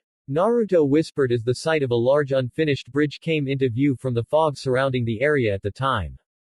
Bet it will look better when it's done. Hinata whispered while she held onto him from behind. Isaribi meanwhile was looking into the water from her position on the front of the snake they were riding. Wish I could go for a quick swim. Guess I can wait a bit longer. Naruto, Hinata, and Isaribi were riding one snake while Haku, Fu, and Sasama were riding another, both teams creating a defense around the snake that was carrying Enko, Kurenai, Tsunami, and Inari. So far there were no problems other than a lot of mist, which had Hinata activate her Byakugan to keep an eye out. Luckily no one who didn't already know of her Kekkei Genkai could see her use it. Wish I could talk to Naruto about this opportunity, but with Isaribi-chan so close I don't think I should. Hinata quickly commented in her head. The opportunity she had in mind was telling the other girls about Naruto's need for multiple women since they were all in the same place together. A better chance would probably never come along. What the hell, if she hears us talking she might actually support the idea. And it might get her what she wants too. Hey, Naru-kun. She whispered into his ear to catch his attention. Yes, Hina-chan. He replied somewhat above a whisper. While we're here on this mission, do you think we ought to tell everyone about your situation? Hinata asked. Naruto gave the aforementioned team a quick glance before answering. It might be a good idea. But should we do it before or after the mission is over? What situation, Naruto-kun? Isaribi asked, pretty sure she knew which one but choosing to play innocent. Something the Sanin told me about that's kind of difficult to just come out and say. Naruto nervously answered. Is there anything I can do to help you with it? Isaribi asked, trying her hardest to pretend to be unaware. Her blush wasn't helping. That depends. You might not like it once you hear it. And if I'm okay with it. Naruto wasn't expecting that response, so he thought over it and sighed. Then I would love to have you help me out. Isaribi turned so he couldn't see her blush or perverted grin. Bingo. That's all the invitation I need. Once they reached land and continued to Tsunami and Inari's hometown, the area felt unhostile, so they didn't move in a hurry. However, they did avoid any main roads and stuck to moving within the forest and treetops. Years of being told to be as secretive and discreet as possible when on missions created such behavior in Oto Ninja. At the moment they were on the ground for the sake of their clients. The summoned snakes quickly left the area since they didn't feel needed anymore. After about 20 minutes of moving, Anko and Kurenai came to a stop, making the rest of their group stop as well. Listen. You guys hear that? All ears strained to catch any unusual noise. At first all they could hear were normal forest sounds, but a subtle note of metal hitting metal could be heard to a few of the genin. Sounds like a fight's going on. Sasama stated. Hinata, check it out. Anko ordered. Said girl nodded and activated her Byakugan. What she saw made her gasp. There's a fight east-northeast of us, and it looks like Momochi-sama is in it. Otu-san. Haku asked, having no idea her adoptive father, whom she respected 100-fold more than her biological one, was anywhere near here. What's he doing here? No idea. Who's he fighting? Kurenai asked. I see him fighting one man with white hair directly, and there are 3 kids our age standing by another older man. One of the 3 kids just threw a large collapsible shuriken. But it missed Momochi-sama. All are wearing Konoha Hitai Atesh. Hinata told everyone. Damn it. Anko said under her breath. What's the older man look like? Tsunami asked as she pulled out a photo in one of her pockets. Is this him? With her Byakugan, Hinata barely needed a second to find out. Yes, that's him. He's your father, I'm assuming. Yes. He's not in danger, is he? Hinata shook her head. He's guarded well, but that's only because the 3 ninja around him are just genin at best. They know they have no chance against someone like Zabuza Momochi-sama. Why's he fighting them? Fu asked. There's only one way to find out. We gotta get him out of the fight and come to us, but without the Konoha shinobi finding out we're here. Kurenai analyzed. Won't that be interfering with his own mission? Naruto asked. I highly doubt Otokage-sama would assign us to transport these people home safely while assigning another person to kill one of their relatives. Anko told her student. What would be the point? It would increase the risk of the client seeing the death and we'd get bad publicity and risk losing future business. And besides, what threat to anyone can the old man pose? He'd pose as a threat to Gato, that's for sure. Tsunami replied, making Inari nod. Haku took a step forward. Sensei, let me be the one to handle Otu-san. He'll be more understanding and forgiving if I'm the one who does it. Plus, I've got the necessary tools to do it without revealing our presence. Kurenai thought it over for a second, and nodded. Go right ahead, Haku. Haku reached into her pack and pulled out a mask resembling that of a Kiri hunter ninja. One of the best strategies employed by Oto Nin on the job in the past had been pretending to be allied to other villages while doing dirty work, thus lowering the reputation of rival villages while keeping their own unknown. Sometimes they pretended to be one of their allies to raise their reputation too. Haku generally played the role of a Kiri shinobi as a way of getting back at her birth village for what they tried to do to her. With her disguise in place, Haku went into the trees to act out her role. Hinata kept watching in case something happened to go wrong. Not that she expected it to. After all, Haku did have field experience, so she knew what she was doing. Haku perched on a branch and concealed her chakra as best she could. Nobody in her line of sight suspected a thing. She noticed that only one of the Konoha ninja was actually giving Zabuza any trouble, and that one was a white-haired man with most of his face covered. Haku arched an eyebrow when she saw him like that. The mask I can understand, but doesn't having one of his eyes covered affect his depth perception and range of vision? Since he's dripping wet, I guess that means he was caught in a water prison but somehow got out recently. And since he's the oldest, I'm going to assume he's a Junin sensei and those are his genin students. Waiting for the right moment, she decided to analyze the genin present as well. Wow, that pink-haired girl really stands out, even more than Naruto-kun's outfit does. And the way she's standing and watching tells me she's not really prepared for being in real shinobi situations. Probably a civilian descendant. The two boys look less shocked, so they probably come from clans. The one in blue looks like he's itching to get in the fight, but the other one seems to know to keep his distance. They all look like this is their first time out of the village and weren't expecting much to encounter. Zabuza and the Konoha Junin both did water dragon attacks at the same time, and both looked out of breath. Now's my chance. Haku then pulled out her Senbon needles and threw them with great accuracy at a few pressure points on her adoptive father's neck. They hit their mark and he fell down. Before the Konoha Junin could get a good look, she jumped to land behind Zabuza. Thanks for weakening him for me. I'll take it from here. She then grabbed him, and shushined the two away back towards her group before anyone could ask any questions.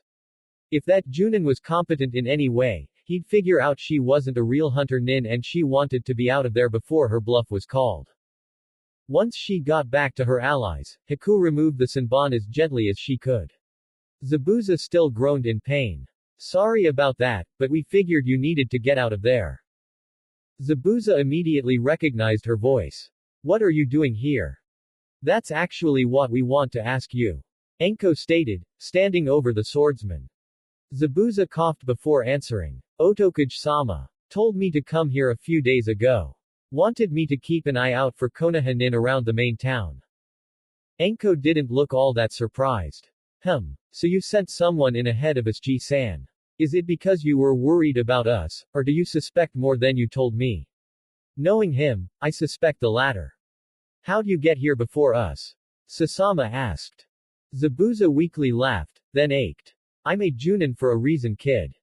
Kurenai knelt down to face him better.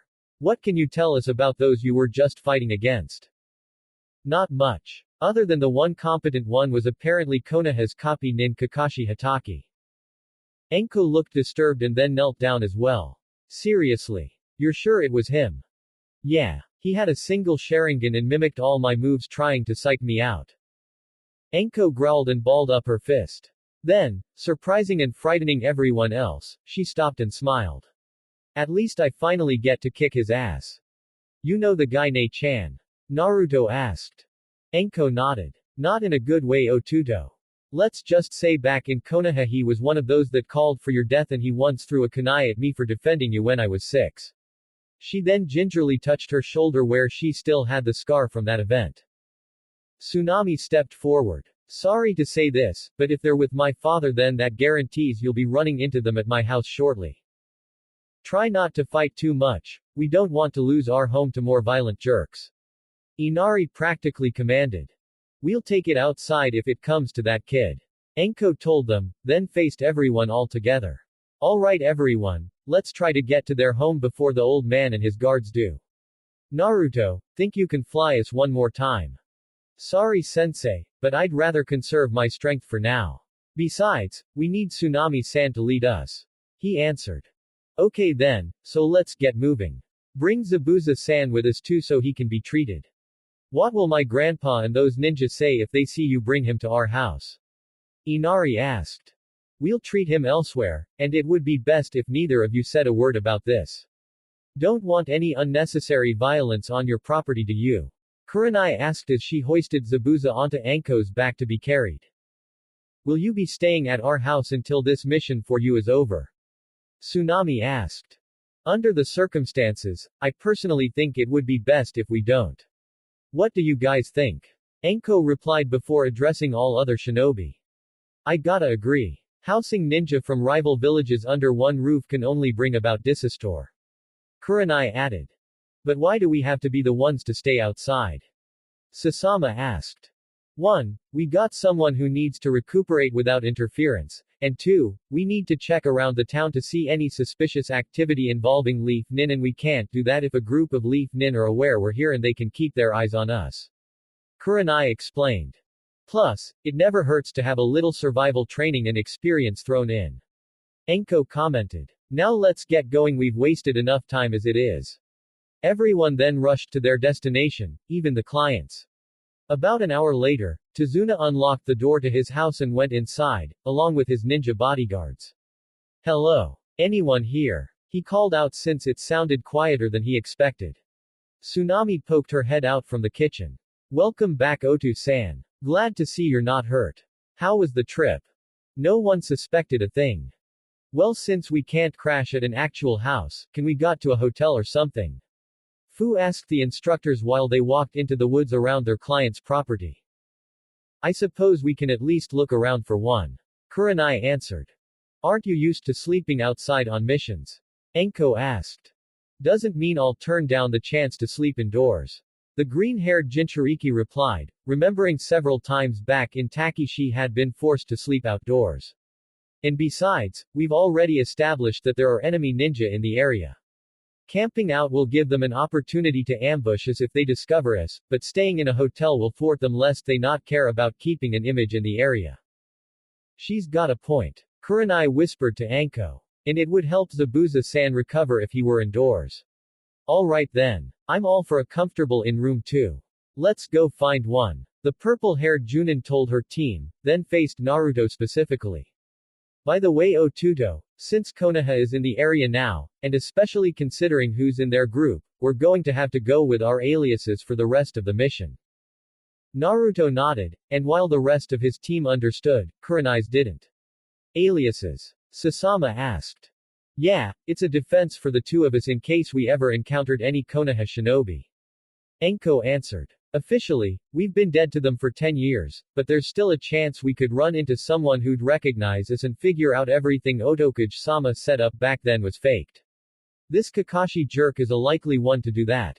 So the two of us will use fake names to at least avoid outright exposing ourselves. So what's the new names we should know? Haku asked. We'll still go by Enko and Naruto, to make it easier on you guys and the clients. But our family name will be Arashi for the both of us. And Naruto, you'll have to hide your whisker marks. Dead giveaway. Hinata and Isaribi soon applied some makeup to Naruto's cheeks to hide his whiskers, and then everyone went to go find a hotel to check into, with Kurenai carrying the immobile Zabuza on her back. Once the group of Oto ninja went into the main town, they were pretty disturbed to see what kind of shape it was in. The heart of downtown could barely be described as better than a slum. Doors and windows of empty shops were boarded up and those that weren't out of business yet looked like nothing short of the grace of Kami was keeping them from it. And every one of the locals gave this group some distance and cautious looks. Under the circumstances it was entirely normal. Some locals gave the girls interested looks as well, and the fact that Naruto was the only mobile guy in the group made some feel bolder than others. One particular man, once a mediocre fisherman but a random pauper now, approached the group of shinobi. He saw the headbands but didn't recognize the music note symbol, so he figured they couldn't possibly be professional ninjas. Also he was a bit of a sexist, so that factored into his judgment here too. Hey ladies, wanna come to my place today? You must be new to town, so I'll let ya know there's few places to sleep peacefully nowadays here. Hinata and Isaribi took a step back to feel guarded by Naruto. Luckily the other kunoichi weren't strangers to these types of situations and knew how to handle it. Enko crossed her arms and smirked. Thanks for the kind offer, but we're not staying for the night. Ah come on gal. It'll be worth your while. The pauper added, wiggling his eyebrows for effect. Enko acted like she was flattered. In that case, can I put a little perfume on now? Sure. Knock yourself out. Enko then pulled out a small canister. Actually, I think I'll knock you out instead. She then sprayed some pepper spray, ninja strength, at the harasser. The effect was like a bee sting right on the eye. The man screamed, clutched his eyes, and fell on the ground. Enko and the rest of the experienced kunoichi just walked past. Naruto, Hinata, and Isaribi were momentarily surprised by what they had just witnessed, but snapped out of it and caught up with the rest quickly. Nice job sensei. Hinata whispered. Enko grinned wickedly. Remember, a kunoichi's greatest weapon is catching a man off guard and playing on his lusts. Do that, and a direct fight is unneeded. Maybe I can use that to have some time with Naruto-kun. Isaribi quickly and deviously thought just then. Please tell me that's not where we'll stay. Sasama pleaded as a run-down hotel came into view. Let's just say in the condition it was in, the only guests you could expect here were vermin. I'm guessing that with the country as bad as it is, tourists don't bother coming by anymore.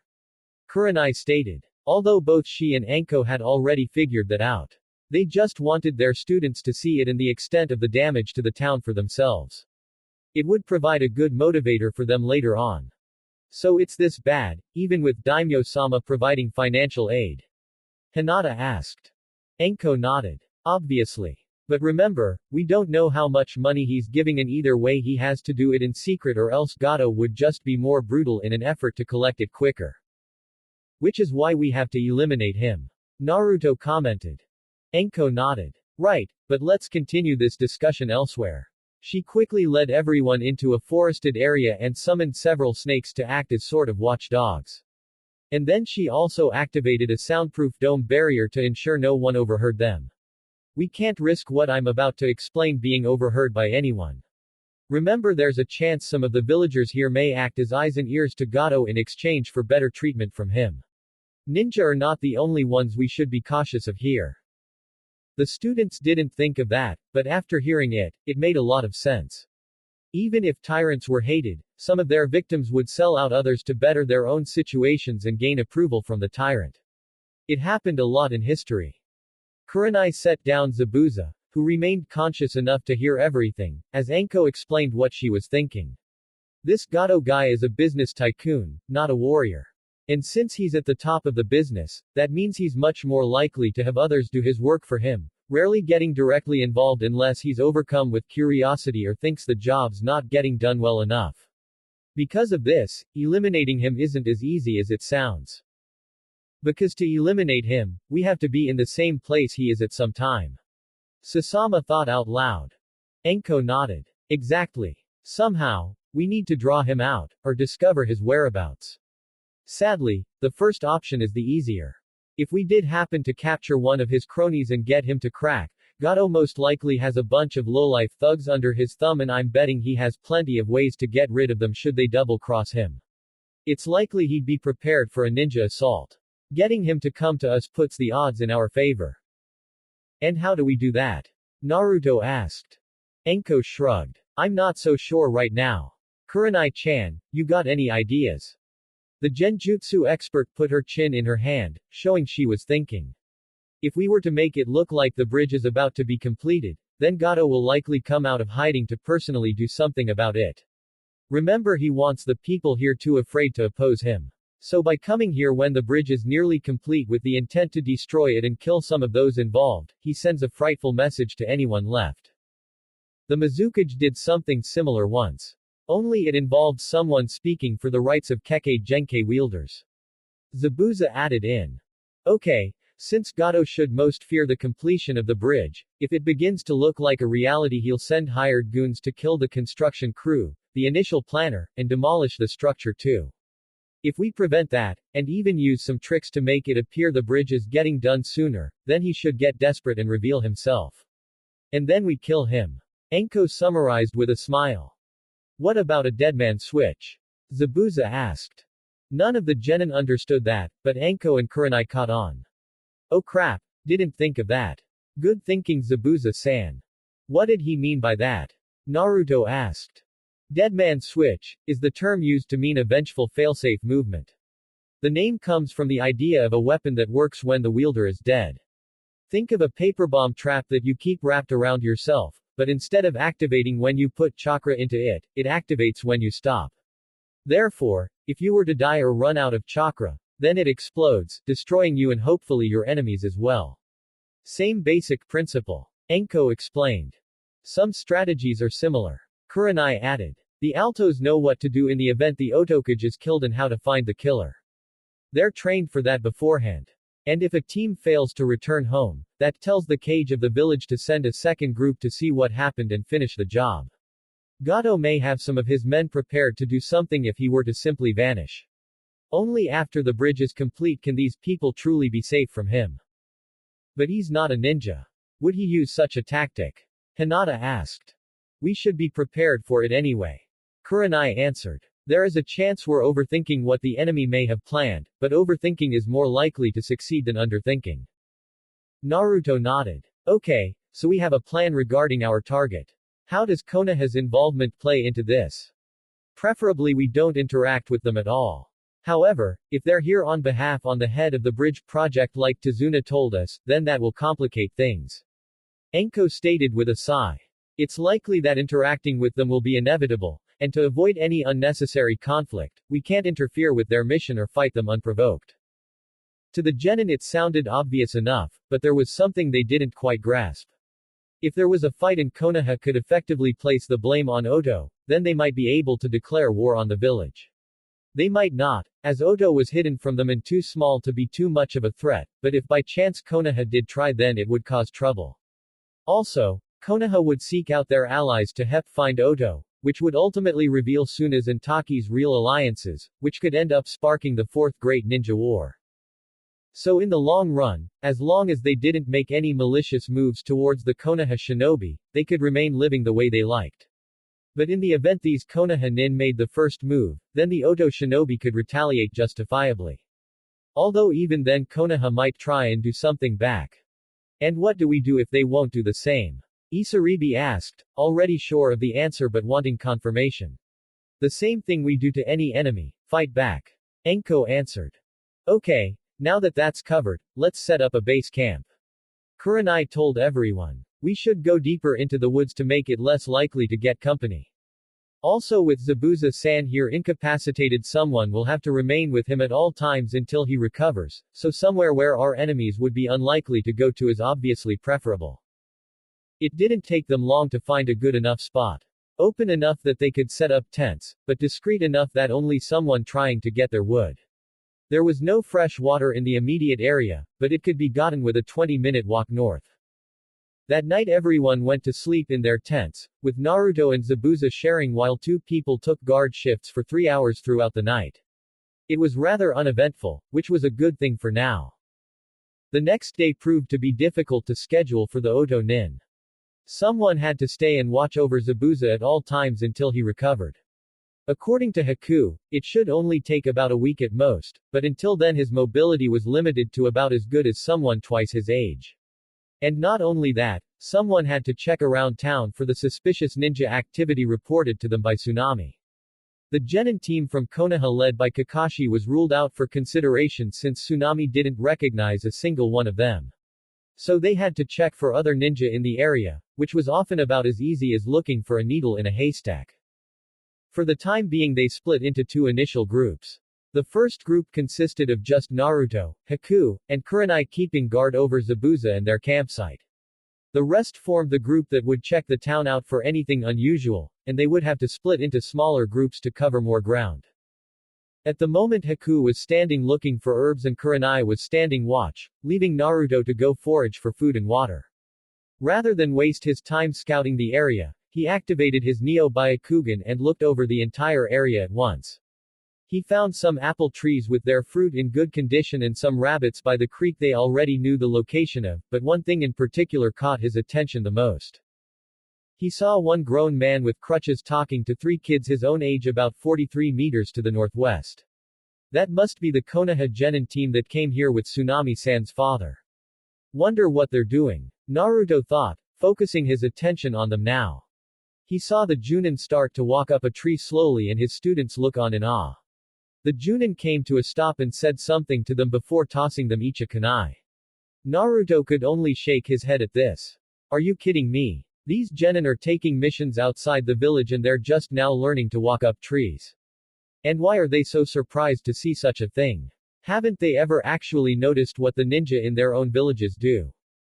Naruto decided to ignore it for now and went back to getting supplies. In no time at all he had water, fruit, and meat for his comrades and brought them back to their campsite. Got it, Kurenai-sensei. Thanks, Naruto. By the way, I noticed something rather peculiar involving the known Konoha ninja here.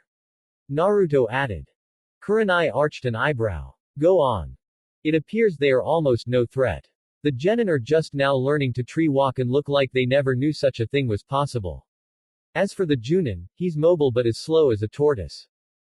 Kurenai thought this over. That does sound rather pathetic, but then again the Hokage did select them for this mission. We gotta assume they have some skills we don't know about. She then cleared her throat. Naruto, I want you to go back and get a closer, longer look. See what you can about them all. We need to see what it is about them that made them the ninja chosen to be here. Naruto nodded. Okay, I'll do what I can. He then disappeared back into the forest.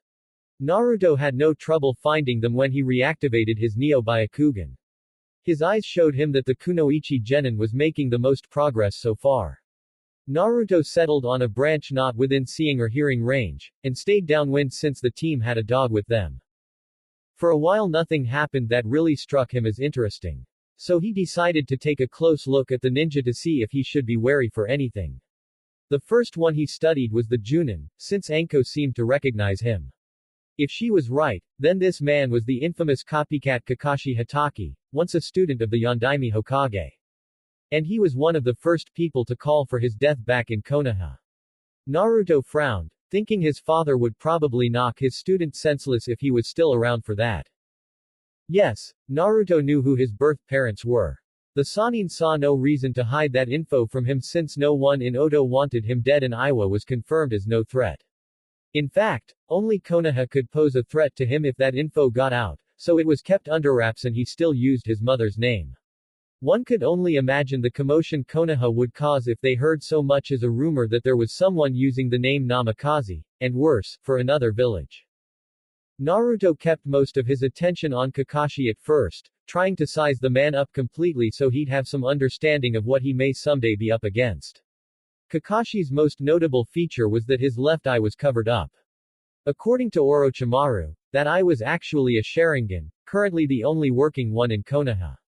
He had used it to copy over 1,000 techniques, each of which he knew how to use effectively. Although no one in Oto knew exactly how he got it. He may be dangerous once he heals. But Nei-chan's more likely to deal with him than me if the situation does come up. I'd more likely have to handle his students. Let's see what they got up their sleeves. The first one of the students Naruto observed was the one that stood out the most. The girl with the pink hair and large forehead, currently sitting on a branch watching her teammates continue to struggle. Her gaze focused almost solely on one teammate in particular, indicating a personal preference. Naruto's Neo Byakugan showed him her chakra coils were small and her muscles only at academy build, and there was little fat anywhere in her body, including her breasts. Judging from her physiology, Naruto suspected this girl had no training or tutoring outside academy classes, meaning she was lazy in training or not of a ninja family. Maybe even both. The way she watched her teammate and looked at him while doing so probably meant she was infatuated with him. Naruto then checked out the next one to catch his attention, which happened to be the guy closest to the pink-haired girl at the moment. This was a guy who wore a jacket and carried a dog in it with him.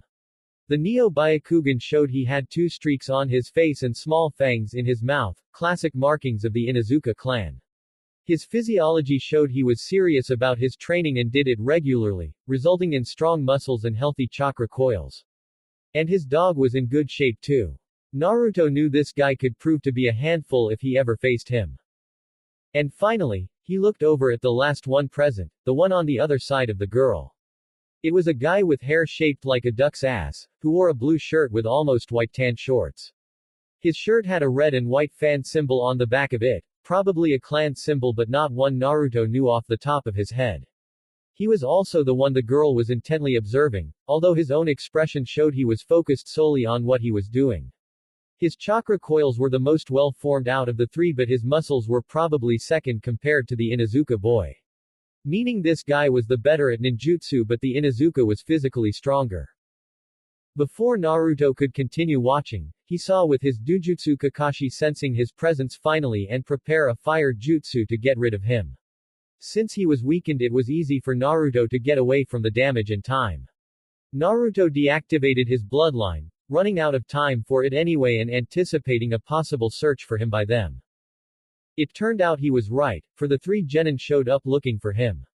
They didn't see him, since he was up in a tree and they were on the ground looking for him on the ground. The Inuzuka's dog tried sniffing for their target, but everyone else was just using their eyes to search for him. Naruto almost laughed at them, but held it in so he could surprise them. Their teacher hadn't followed, since he needed crutches to stand up. Naruto decided to have some fun and catch them off guard. Wondering how to best do it, he got a wicked idea he just couldn't resist. After all, it worked so well on Jiraiya, so it should work even better on these guys. Hiding himself deeper into the foliage, he made a single hand sign and whispered the jutsu's name. The next thing the three genin knew, they were surrounded by a group of barely dressed, or maybe not dressed at all, identical blonde girls with killer figures, all running out from behind the trees happily to greet them. The girl was mortified, the duck-ass guy was shocked, and the Inuzuka looked like all his prayers had been answered. Naruto wasn't sure which knocked the Inuzuka out first, the massive nosebleed of the hit on the head he got from the angry at his reaction Pinkett. The girl then glared at all the girls who were hanging onto the duck-ass guy, who for some reason now shrugged the whole thing off, before she tried to wail on them all. She didn't get the chance to, as all the clones vanished in a puff of smoke, clouding their vision long enough for Naruto to get away unnoticed. Meanwhile, Sasama and Isaribi were checking out the south end of the town. Hinata and Anko were checking out the north end while Fu was checking out the east end. An intercom link was being used between them all, with an emergency link to Kurenai should something big come up. While they were searching for anything out of the ordinary, the two had a little girl talk as well. And there was one topic in particular that was sure to keep both their interests. So I bet having Naruto-kun as a teammate is a lot of fun. Sasama started to break the ice. Isaribi nodded with a small smile. Yeah, but Hinata takes a lot of his attention. I bet that's frustrating, but if he's happy then I guess that's for the best. Sasama said with a sigh. She had gotten to know Naruto as a common sparring partner so both could learn a variety of techniques and counter-techniques, mostly regarding weaponry, and she had grown fond of the blonde in that time. Isaribi looked around them to make sure no one was nearby, both because of her job and for the sake of privacy. Hey, you remember that little bit of info regarding him and other girls? Sasama nodded. Well, I'm going for it. If I get the chance that is. Really? Sasama asked. Is anyone else? I haven't heard. Why? You interested too? Gotta admit the idea has crossed my mind, and I'm not against it. I think Haku and Fu are eager too though. I'm not surprised. Hey, maybe the four of us should have our way with him while we're here. Isaribi joked. The orange-haired girl arched an eyebrow. Tempting, but wouldn't Hinata break our necks for getting to him first? I never said we had to go all the way, just have some fun with him. Sasama giggled. Wonder how far we can go before we break him. Isaribi giggled too at the thought. Before the two kunoichi could continue their chat, they thought they saw someone glance their way and disappear, as if spying on them. Immediately suspicious, the two decided to see what was going on. To avoid being noticed by their potential spy, the two went to the rooftops, only to see someone else already on them trying to get away quickly. Obviously someone was trying to watch us, got spotted, and is trying to get away. Sasama stated as she and Isaribi tried to follow. Any-eyed who they are. Nope, and it doesn't matter. We should assume they're a threat for now. The unidentified target never turned around to see how close they were or stopped in his journey to wherever he was going. He quickly left the town and got to the shore, where he dived under the water and just disappeared, with no bubbles floating to the surface. Sasama was downright confused, but Isaribi was curious. I'll handle it from here. You stay to make sure no one else shows up. Sasama nodded, and Isaribi dived into the water. It was darker than she was used to, but luckily she had plenty of experience navigating underwater. Diving deeper, she looked for any signs of a person, while noting with pleasure the undersea environment. Isaribi didn't see any actual people, but she did notice something that shouldn't have been there.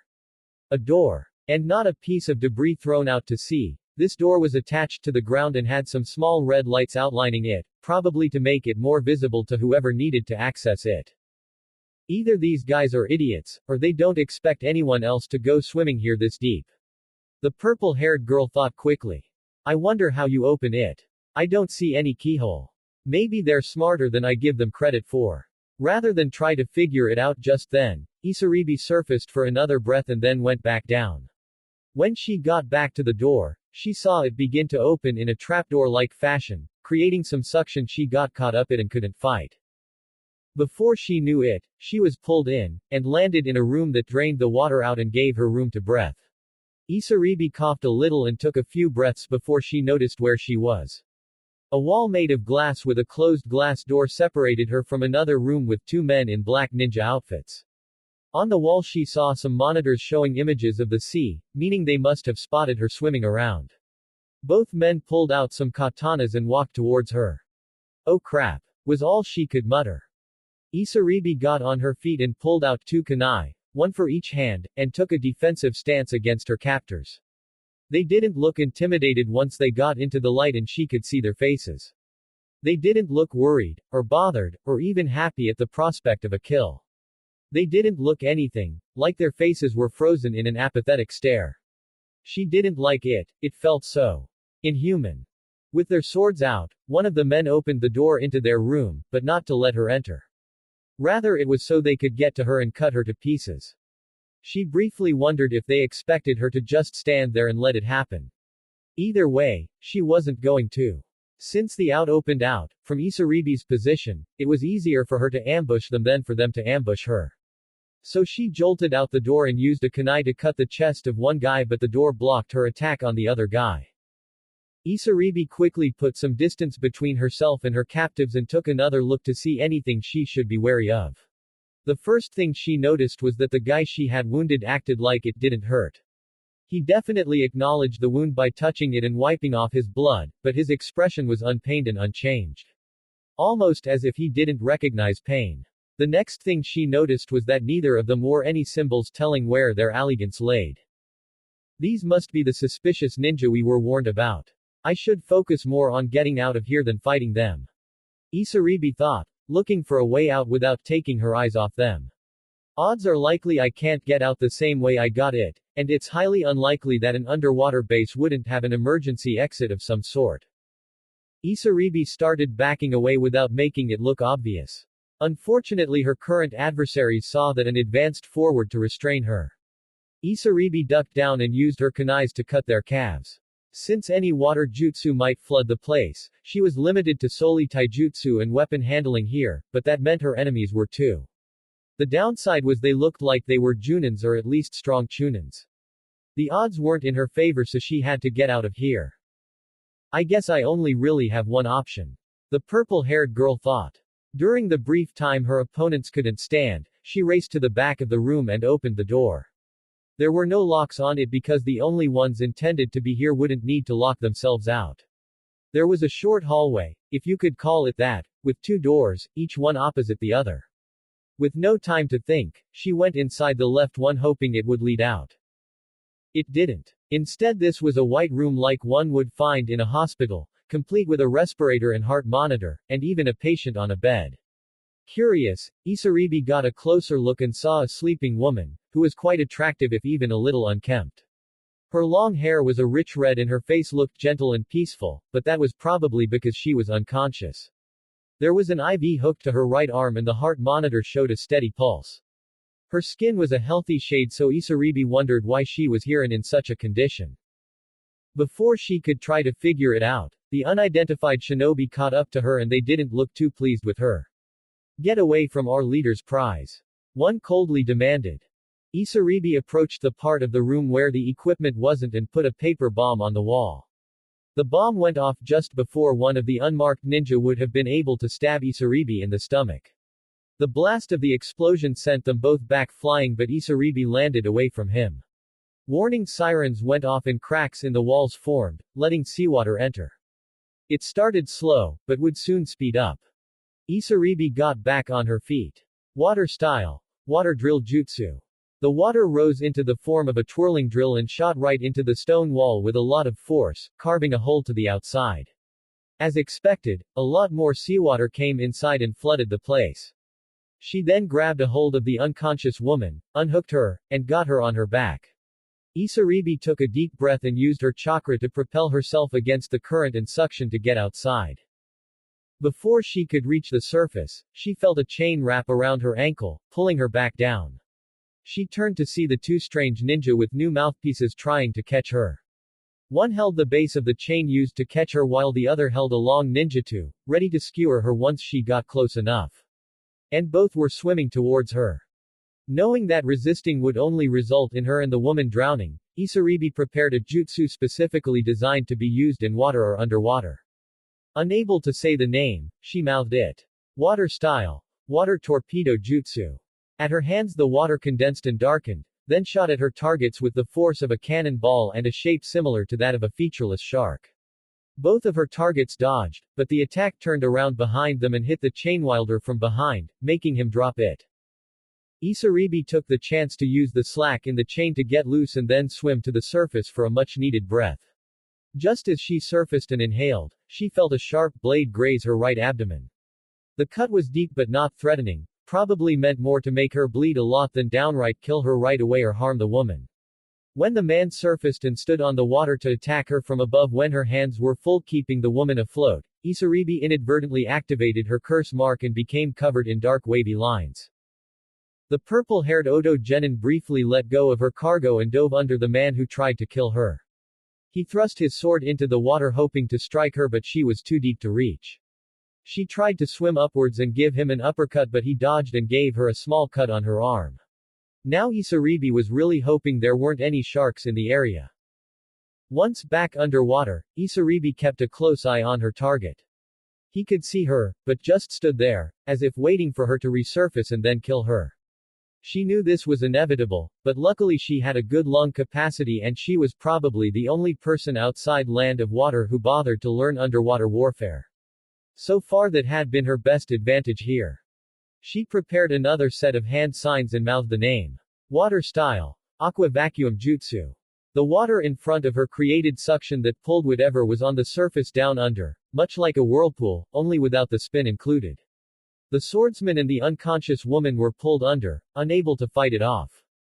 She readied another water torpedo jutsu and checked on the woman when it took effect, and pulled her back up. At the surface, Isaribi saw this woman was still breathing under her own power, which she took as a good sign. Isaribi was caught by surprise and pulled back. The sword-using ninja had gotten back to the surface and grabbed a hold of her hair to do so and was ready to slit her throat. Isaribi couldn't think of a good enough defense in time, and closed her eyes. Goodbye Naruto-kun, I hope you're happy with Hinata and the others I couldn't be a part of. She felt her would-be killer jerk as if struck by something, making her open her eyes. She saw he now had a kunai tip sticking out of the front of his neck and another kunai piercing the hand that had been holding the ninjutsu, which had been dropped upon injury. Taking a chance, Isaribi struggled to get out of his weak grip and got back to the surface while he began sinking. Once at the surface, she saw Sasama standing on the water holding out more weapons. Are there more? The orange-haired Kunoichi asked. Isaribi shook her head. No, I only saw two. Where's the other one? I got that guy while you were busy with him. He was a tough one, but he's fishfoot now. Who's this with you? Isaribi started pushing the woman towards the shore. I don't know, I found her in their hideout, and they said she was their leader's prize. I wonder what's so special about her. Better let Kurenai-sensei and Anko-sensei worry about that. Sasama commented. Once out of the water they rested her on the sand and treated Isaribi's wounds. Sasama then used their comlink to contact the others. Come in guys, we found something important. Over. After a few seconds, someone responded. I hear you. What did you find? Over. It was Fu's voice. We'll show you, so get everyone to return to camp. We'll be there soon. Over and out. 30 minutes later, all of the Oto shinobi were gathered together at their campsite. Naruto was out keeping an eye out for the Konoha ninja team and to keep them off the Oto team's trail if needed. Sasama and Isaribi had brought the unconscious woman to them as carefully as possible and told of their encounter, with Isaribi saying the most. Anko and Kurenai shared a look before saying anything. Kurenai spoke first. Whoever this woman in, she must have something significant about her. Maybe she comes from a noble family here or something. Hinata used her Byakugan to check out the woman internally. Actually Kurenai-sensei, I think she's a kunoichi. Her muscles are larger than any civilian and her chakra coils are too large to be anything else. Oddly, they remind me of Naru-kun's in terms of size alone. So we have here a powerful kunoichi that's unconscious and captured by Kami knows who. Anko groaned. What else can you tell us Hinata-chan? Kurenai asked. Not much else. Narukun's Neo-Byakugan should probably take a look too though. Ah, speak of the devil. Enko said as Naruto showed up. I take it they won't find us anytime soon. Naruto shook his head. Nope. Shadow clones are amazing that way. But I wouldn't recommend no guards tonight still. He then noticed the new person in the area. Hey, who's this? I found here being kept in an underwater base by what I presume to be the unwarranted ninja our client told us about. Isaribi answered. I'd say she's in a coma but somehow stable enough to not need life support. That's not normal. Naruto stated, remembering some things Tsunade taught him. We should take her to a hospital right away. If we do that, those ninja that contained her will easily be able to reacquire her. Kurenai told him firmly. Isaribi looked confused. But Sasama-chan and I got rid of them. Kurenai shook her head. It's highly unlikely that there were only two of them to begin with. That base was most likely a safe place to hide themselves and their prisoner. You two most likely only dealt with the place's watchman, while the real threat was elsewhere. Isaribi paled. Oh crap, you mean those two were just the security guards? It's likely. We can't just assume we or her are out of danger just yet. By the way Naruto, can you use your Neo-Byakugan to give her a look over? Kurenai answered, then asked. Sure. Naruto said, then activated his first Dujutsu and looked at the woman internally. Okay. Her chakra system appears large but somehow diluted to a dangerous point, her heart is going at a steady pace, her bones are all in one piece, there's nothing wrong with her lungs, and... Wow. That's odd. What? Everyone asked, suddenly all ears. On her stomach there's what I think are pieces of a broken seal on her, much like. Naruto suddenly paled. Kit, I know this woman. Kyuubi's voice suddenly told him. You do. How? Naruto asked. I'll explain in a moment. For now, try to put some of mine and your chakra into her. It'll help her recover. Kyuubi responded. Put our chakra into her. Are you crazy? Your chakra might kill her. Naruto mentally shouted. Kit, I swear it won't. Believe me, I know her, but I thought she was dead. That's why I didn't recognize her right away. But if it is really her, then our combined chakra should help her right now. But what if it doesn't? She's in a coma. Would she really be any worse off? Kyuubi practically roared. Okay, I see your point. Naruto sighed, figuring the fox would keep harping on him until he at least made some kind of effort. I'm going to try something. He told everyone, and then gathered his chakra into his hands for a healing jutsu, with a small amount of Kyuubi's added in. Upon contact the woman's body jerked, as if stung by something. Naruto worried, but his Neo-Byakugan showed him that her chakra levels were steady rising to a healthy amount. Suddenly the woman gasped and sighed, making Naruto stop. The woman tilted her head to the side, the first signs of voluntary movement she had ever showed, and her eyelids twitched and then slowly opened to reveal deep violet eyes. She tried to speak, but only a cough came out.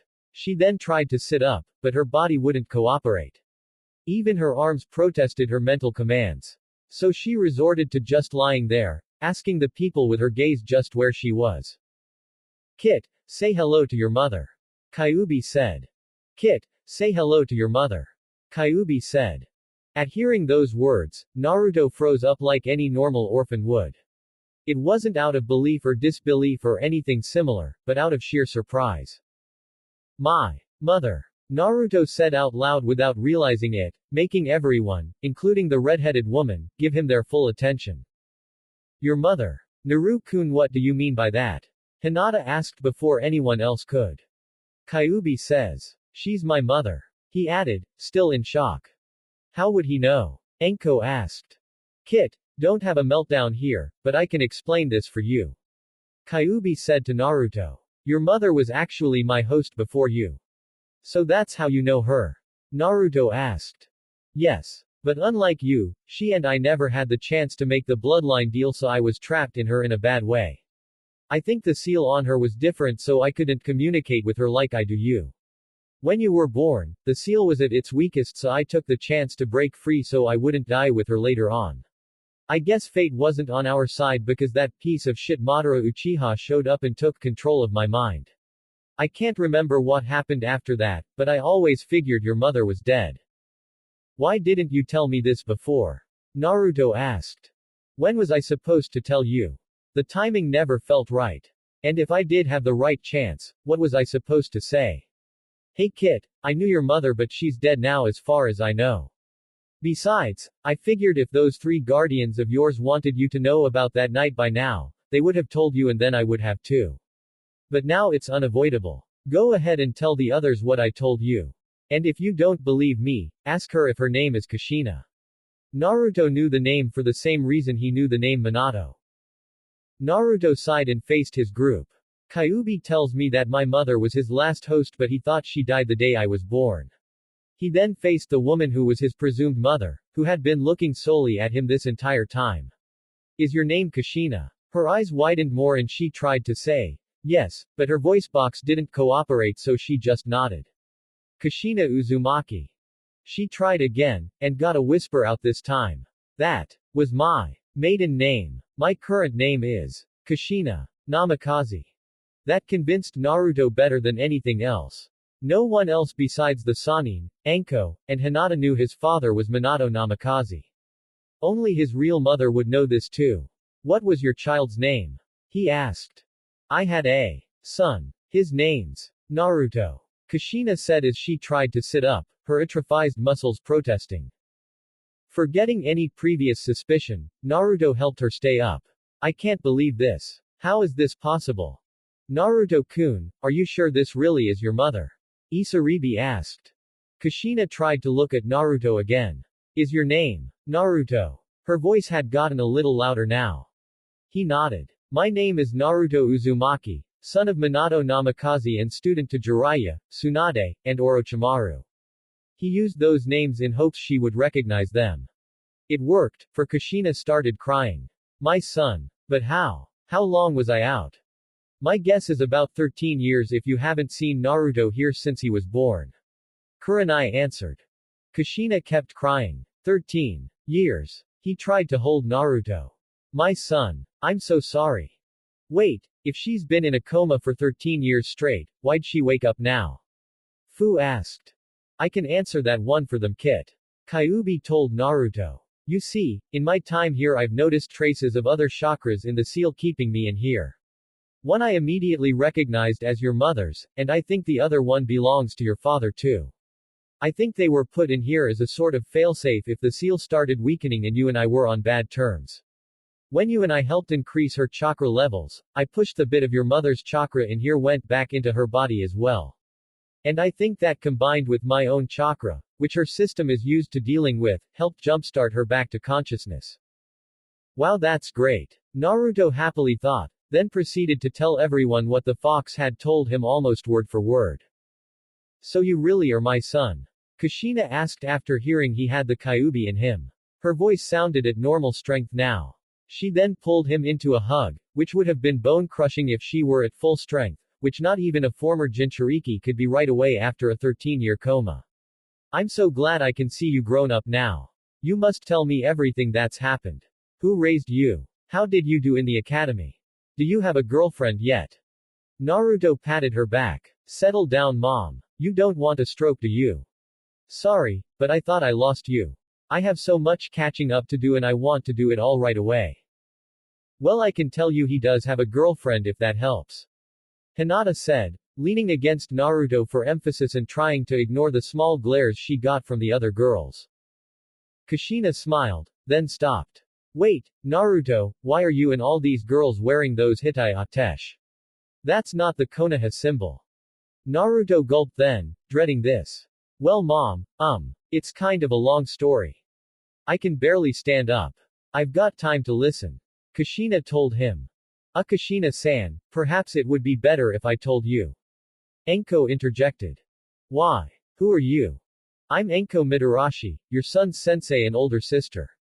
Kushina looked surprised. So your family took care of my son. Enko paused. Well, technically you're right, but not in the way you're thinking of. What do you mean? Kushina asked. Ototo, do you want me to handle this for you? Enko asked Naruto rather than answer the question. Maybe it would be best if you helped me tell her. He told Enko. Enko nodded. Okay, let's get her into a tent. Too many people around will make us all uncomfortable for this. Kurenai-chan, can you keep everyone busy for the time being?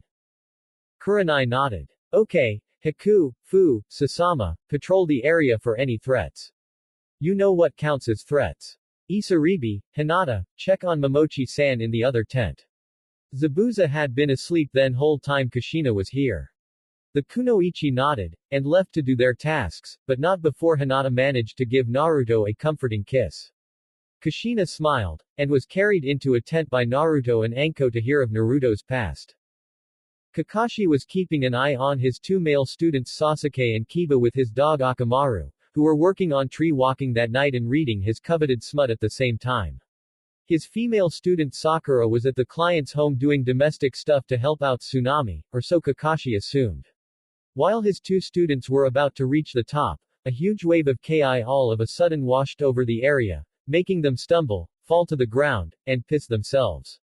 Kakashi even dropped his porn book and almost wet himself as he lost his balance on his crutches and fell down like his students.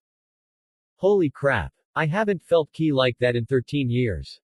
What the hell was that? Kiba asked with Akamaru whimpering and trying to hide in his jacket. I don't know. The cycloptic Junin answered. It reminds me of the Kyuubi, except angrier. At the same time, one of Naruto's clones, which had been taking to Inari about their pasts together and trying to show the boy others have rough times too, felt the ki as well and instinctively dispelled to avoid being caught by the perceived threat. Inari wondered what was going on, but also kept the clone's words in mind and spent the rest of the night thinking it over. Back in Konoha, Danzo was not happy. Care to repeat that? He said to the monitor he was observing in his residence. On the screen was one of his root ninja, currently away on assignment. I'm sorry Danzo-sama, but our station in Wave has been destroyed and the prisoner has yet to be found. It's probable they drowned, as I've heard no word from Ukashi or Sarigi. Danzo stomped his cane into the floor. Damn it. All these years of trying to revive our rightful weapon wasted. Do you have any idea who's responsible for this? Unfortunately no Danzo-sama. The distress beacon informed us of the damage being done in the base but we have yet to find any evidence of the culprit. With Ukashi and Sarigi who were watching the base and prisoner at the time unaccounted for, I'm fairly certain they're dead and at the hand of a competent ninja used to watery terrain. So Kiri is the most likely culprit? Danzo asked. His agent nodded. Is it possible that whoever did this took off with the prisoner? I suppose it is, sir, but why would they do that? Surely you're the only one who knows that she's even still alive or what exactly she is. The Root Nin replied. Perhaps there has been a leak. After all, how did this threat even know to look for a ninja base underwater in the first place? The agent nodded. I see your point Danzo-sama. My partner and I will see if we can locate the prisoner and bring her back to you. But not directly to Konoha. We don't want that soft idiot Sarutobi to see her. Report back to me upon further discovery. Dismissed. Danzo ordered before turning off the monitor. The semi-crippled war hawk then stood up and sighed.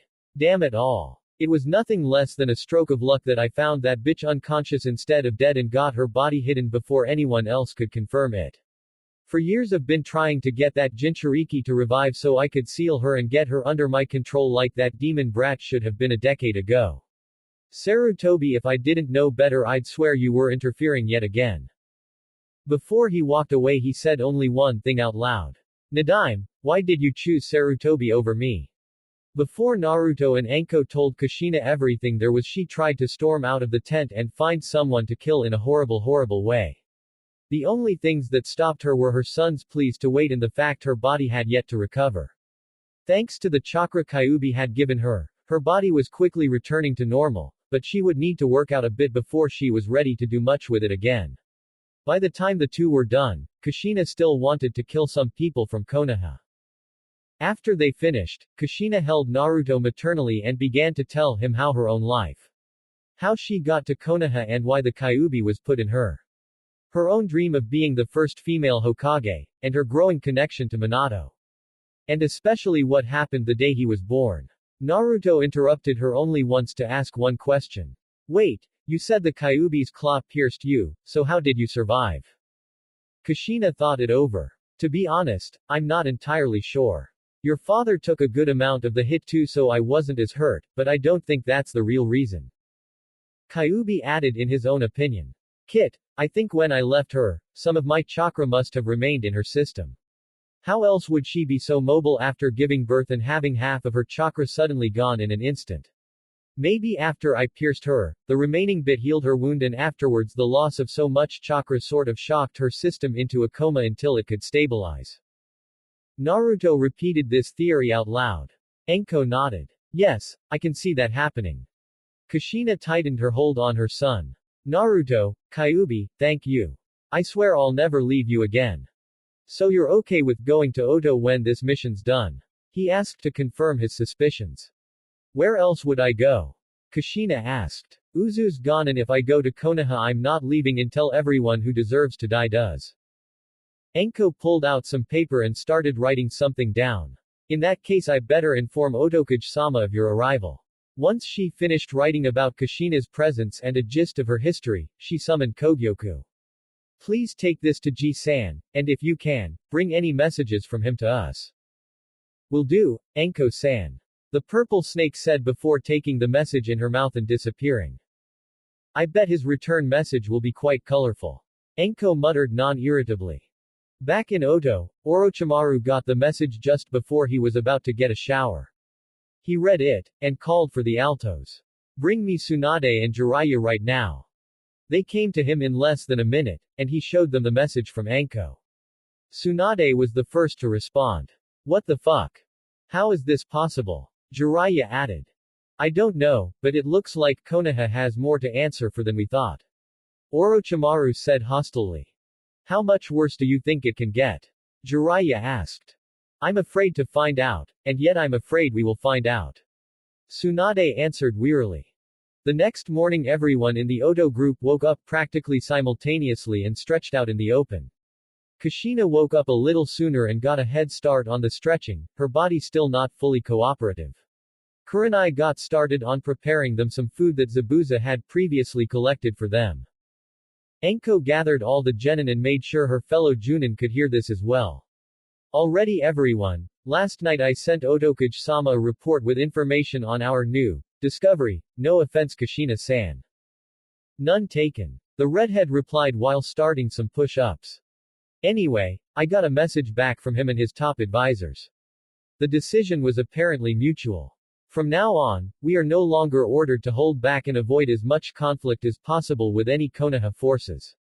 We don't have to work at trying to avoid a possible international incident anymore. Still, this should not mean we need to rush into a fight looking for blood. It's just now if they attack us we have every right to fight back with lethal intent rather. So I don't want to see you guys heading to the Konoha team with any malicious ideas, just yet anyway. Enko continued. Why? Naruto asked. Well, given the circumstances your mother told us, combined with what we already know about them, wanting to hurt Konoha will be more justifiable now.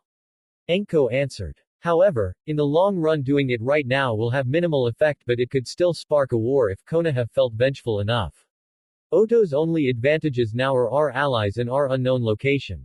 But Konoha has 3 clans specializing in tracking, so we can't remain hidden forever if they try to find us. And Jiraiya-sama would be asked by the Hokage to search as well, which will put him in an awkward position. Sure, he can fake no results for a while, but sooner or later someone will suspect something. If Oto was caught off guard, we'd be able to put up a good fight, but in the end we'd lose because we lack the numbers Konoha has. Kurenai told them. If they sent a lot after they find it that is, which they might. If they didn't, then we'd have the numbers and home turf advantage, which Konoha might not risk fighting against. In any case, the best option Oto would have is to strike Konoha as a whole when they least suspect it. Zabuza added. But wouldn't that give them an even bigger numbers advantage? And the home turf one too? Naruto asked. If we included our allies, the odds increase in our favor. Besides, never underestimate the value of the element of surprise. It's part of what makes my methods so effective. Zabuza answered. Excuse me, but why exactly are we talking like we've already decided to assault Konoha? Fu asked, raising her hand to get everyone's attention. Enko sighed and crossed her arms.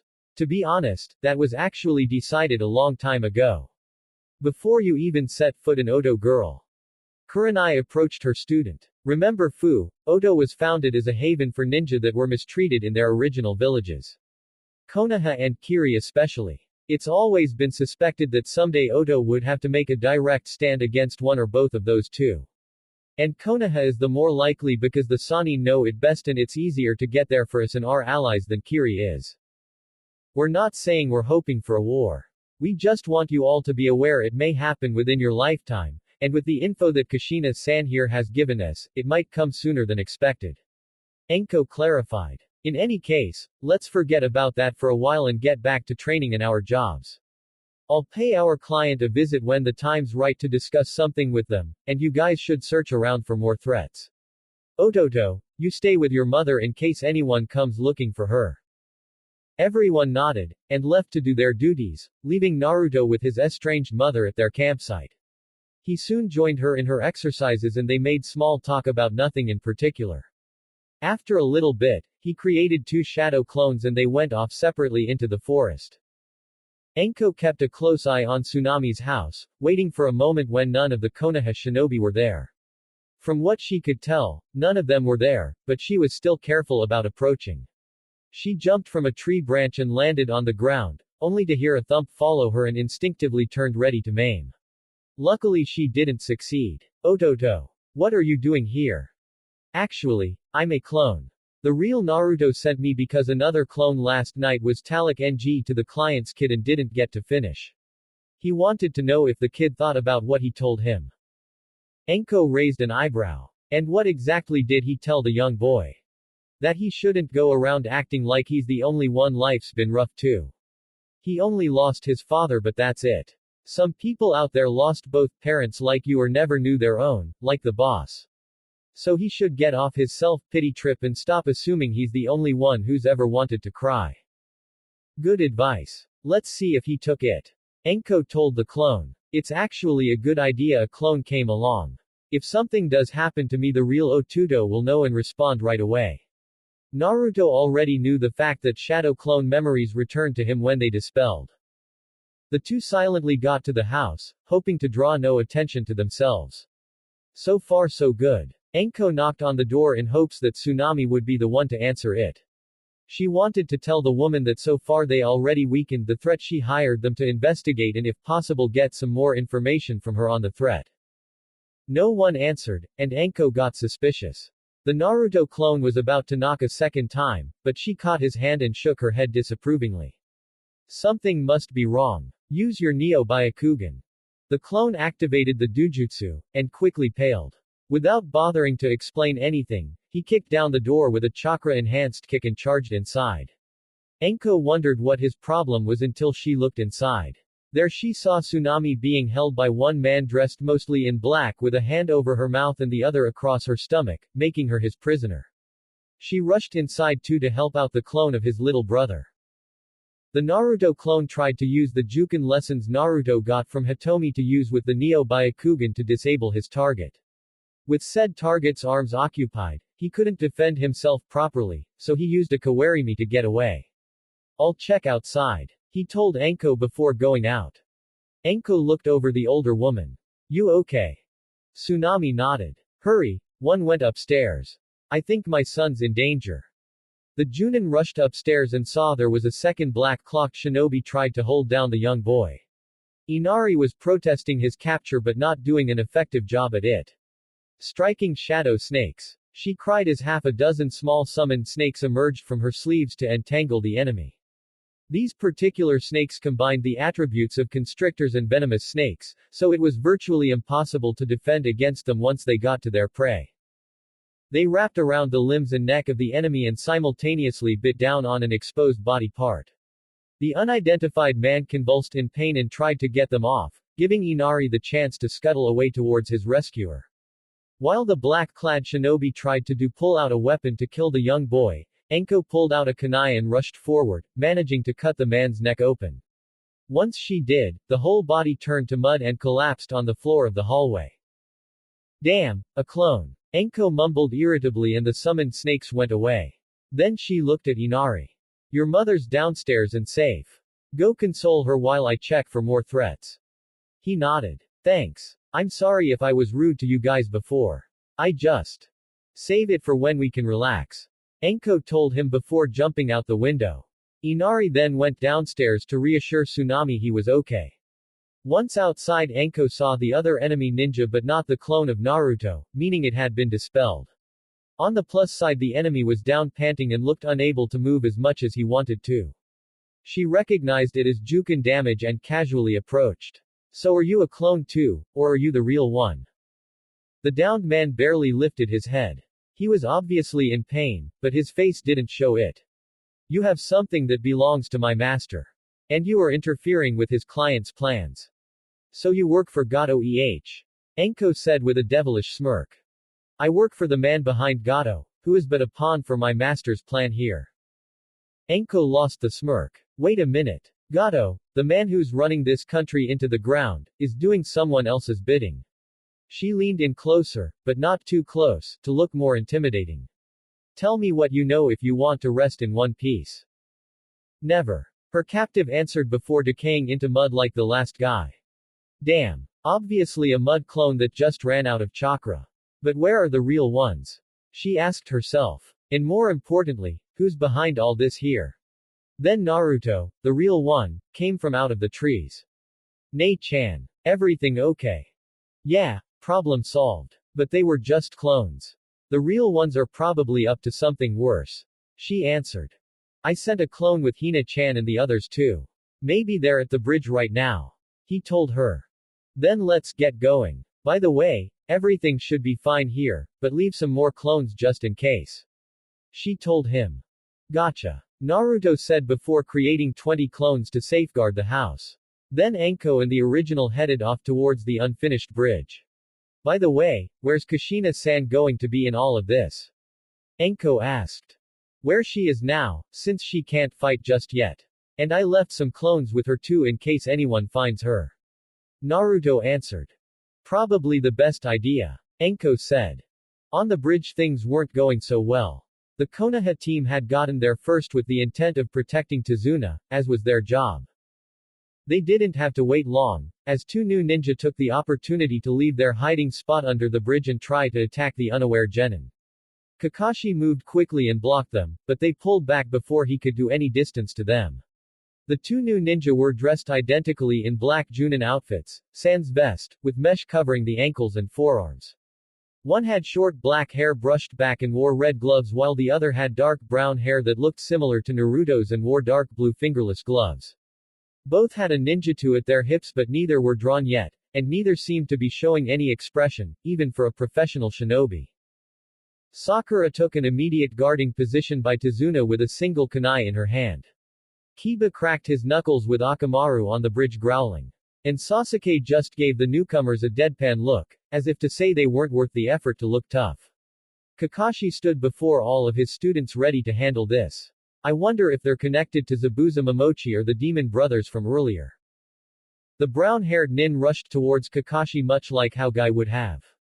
Kakashi threw a few shuriken but his target just deflected them as if they were origami instead of metal. The cycloptic ninja managed to at least block a kick from this guy, but it felt pretty strong and stung his arm. Luckily sparring with Guy for years helped raise his endurance. Meanwhile, the black-haired ninja started a set of hand signs. Fire style. Fireball jutsu. He then spat out a large blame of flame at Kakashi. His ally got out of the way but so did his target. Now Sasuke looked mad, since he didn't like the idea of others using his techniques. He charged forward angrily to give this guy a taste of his own fireball, but he was noticed so both prepared one at the same time. Fire style. Fireball jutsu. Both cried out at the same time, with both fireballs impacting each other. However, the other guy was stronger and more experienced so he could make a stronger one than Sasuke could, so the genin's attack was overwhelmed. At least his attack prevented him from getting hurt by the other one. But once the smoke cleared, he felt several kunai hit his arms and legs, making him fall to his knees in agony. Kiba got anxious and decided to contribute to the fight as well. Fang over fang. He shouted as he and Akamaru spun around, creating drilling cyclones to maximize damage to their enemy. They both tried to hit the one attacking Kakashi, but he proved too nimble for them to hit right away and Kiba ended up going over the bridge and into the water. Akamaru stopped the attack and jumped in to try and help him. Kiba, you idiot. Kakashi dryly thought. Fang over fang only works like that when you have enough room and ground for it too. Which you don't have on an incomplete bridge. He couldn't go help his student as the enemy shinobi wasn't giving him an opening yet. Tazuna-san, we should try to get you out of here. All the others have, so should you. Sakura told the old man. That's not such a bad idea. Tazuna said fearfully. Once he and the Pinkett turned around, they saw the black-haired ninja stand before them, having moved to them after downing Sasuke. Who said you can go anywhere? Sakura wanted to attack him for daring to hurt Sasuke, but if he couldn't make a scratch her own chances weren't good and she knew it. So all she could do was hope someone could help her in time. Someone did, but it wasn't one of her team members. Mist suddenly condensed around the area, making it difficult to see a thing. Then it got cold, as if winter just started. The black-haired ninja moved to get away from an attack Sakura didn't see, but she could see that the ground he had been standing on was now frozen. What is going on now? She asked herself. The mist condensed and spread across the bridge, like something out of a horror novel. It moved as if it was alive, present to engulf whoever was in its way. And it was accompanied by an unseasonal chill, that froze the moisture in the air into small bits of frost that clinged to everything around it. The genin on the bridge wondered for a moment if this was a natural phenomenon of the area, but the others had no doubts as to its nature. The two enemies of the Leaf Ninja got together and stood back to back, keeping their eyes open for anything or anyone that may soon appear. Kakashi quickly got to Sasuke and pulled him over to Sakura and Tazuna. He wanted to go get Kiba too but didn't want to leave his other students unguarded against an unidentified threat. Be on your guard. Someone else has just shown up, and they're probably not allies. Heart, brain, jugular, lung, aorta, kidney, spinal column. These are just some of the locations on the human body where one attack can be deadly. A ghastly sinister voice almost whispered over the entire area, loud enough to be heard by all but not so loud that it felt like it was shouting. Sakura was shaking in fear. What was that? She looked to Sasuke in hopes of reassurance, but saw he was no more certain than she was. Meanwhile, Kiba and Akamsaru had gotten back up on the bridge. Whoa, where'd all this come from now? Kiba, quiet down. Don't let anyone hear where you are. Kakashi whispered into the intercom link he had with his students. Yeah, Baka. Don't make any noise. Sakura shouted to her teammate after hearing Kakashi's orders. Everyone there gave her disapproving deadpan looks. You clueless idiot. Sasuke groaned. Sakura looked hurt. Sasuke-kun. Why did you say that? I'm no idiot. Then why do you keep talking? Was a shared thought between Sasuke, Kakashi, Tazuna, and Kiba. Kiba and Akamaru tried to sniff out any sense in the fog and hear any footsteps approaching. Kakashi was tempted to summon some dogs but he didn't want to risk revealing his position any more than his kunoichi student already had. Meanwhile, the two unidentified shinobi were trying to form a battle plan. Hey, Ejiro, can you get rid of this mist? The brown-haired one asked the black-haired one since his partner specialized in ninjutsu while he himself was the taijutsu expert of the two. The man dubbed Ejiro shook his head. Sorry Hattori, I don't know any wind-style tactics. But maybe I can do something. He then went through 6 hand signs. Fire style. Sauna steam jutsu. From his mouth burst forth a long stream of hot air that evaporated most of the water in the atmosphere, making the fog significantly lighter and easier to see through. Once the fog died down, everyone could see someone new crouched and waiting. It was a tall slender man in a white tank top with his face obscured by wrappings. His hair was black and his eyes were a dark purple with no eyebrows. On his back was a large black sword shaped much like a large long cleaver with a hole in it. The Konoha team recognized him right away as Zabuza Momochi. He's back. Is he working for Gato on Rotors to get rid of Tazuna? I gotta stop him for sure this time. Kakashi said to himself. Zabuza himself didn't appear to do much except stand up and brandish his sword. He was daring someone else to make the first strike. Since no one appeared to be in a rush to challenge him, Kiba took the lead. If everyone else is going to be a coward, Then I'll show you who's the bravest. Fang over Fang. This time Akamaru stayed out of it. Zabuza stepped out of the way of the human drill, but fortunately for Kiba this time he landed on the bridge rather than the water, so he continued his attack only to miss again. But when Zabuza dodged, the shinobi called Hattori managed to assault him from behind with a few good solid punches. The swordsman responded by turning and trying to cleave his arms, but the taijutsu user was more nimble and got out of reach. Kakashi decided to get involved now that Zabuza was occupied. Stay guarding the client and keep an eye out for any assistance the enemy may have, he told his students. Sasuke scoffed. Hey, I'm not staying out of the fight while Dog Boy gets to be in it. He then charged forward ready to maim someone. Sakura remained in her position however. Before Sasuke could get into the fight, someone new appeared from out of nowhere in front of him. This person was the same masked hunter Nin who took Zabuza away last time they saw him. It was hard for Sasuke to tell if they were a boy or girl, but he didn't care. A target was a target. You have no chance of defeating an elite like myself, the Uchiha proclaimed. Prove it, Haku said, completely unintimidated. Sasuke tried to prove it by ambushing her, thinking she couldn't react in time. But she did, and by doing so kept both of his hands occupied with one of her own. Big mistake, boy. I can still retaliate. She then started a series of one-handed hand signs. Ice Senbon Jutsu. Hundreds of needles made of ice formed in the air and flew to Sasuke, turning him into a human pincushion. He fell to his knees and used his chakra to warm himself to avoid frostbite and melt the ice weapons. While doing so, Haku prepared another jutsu. Ice style. Crystal ice mirrors. A dome of connected mirrors with small gaps in between them covered the Uchiha, and Haku stepped inside one of them thanks to the dimensional rift the jutsu provided its user. There's no escape from it prison. But don't just take my word for it. See for yourself. She proceeded to throw numerous ice senbon at him from all directions thanks to the enhanced speed this jutsu provided as well. Zabuza had his hands full, but saw his adoptive daughter was doing just fine. Attagirl Haku. I wonder what's keeping the others. It was easy for him to block against Hattori's attacks, but Kakashi proved to be as strong an annoyance as last time. At least Kakashi and Hattori were fighting each other as well, so he wasn't the only target they both had in mind. Kiba was being kept busy by Ejiro. He stopped using Fang over Fang, but now he and his dog were using beast mimicry and man-beast clone to fight. Ejiro made it difficult for them to get close enough to fight with his fire jutsus, but they also proved difficult to hit. Sasuke was getting his ass handed to him by Haku, and even his fire jutsus weren't helping him out as much as he thought they would.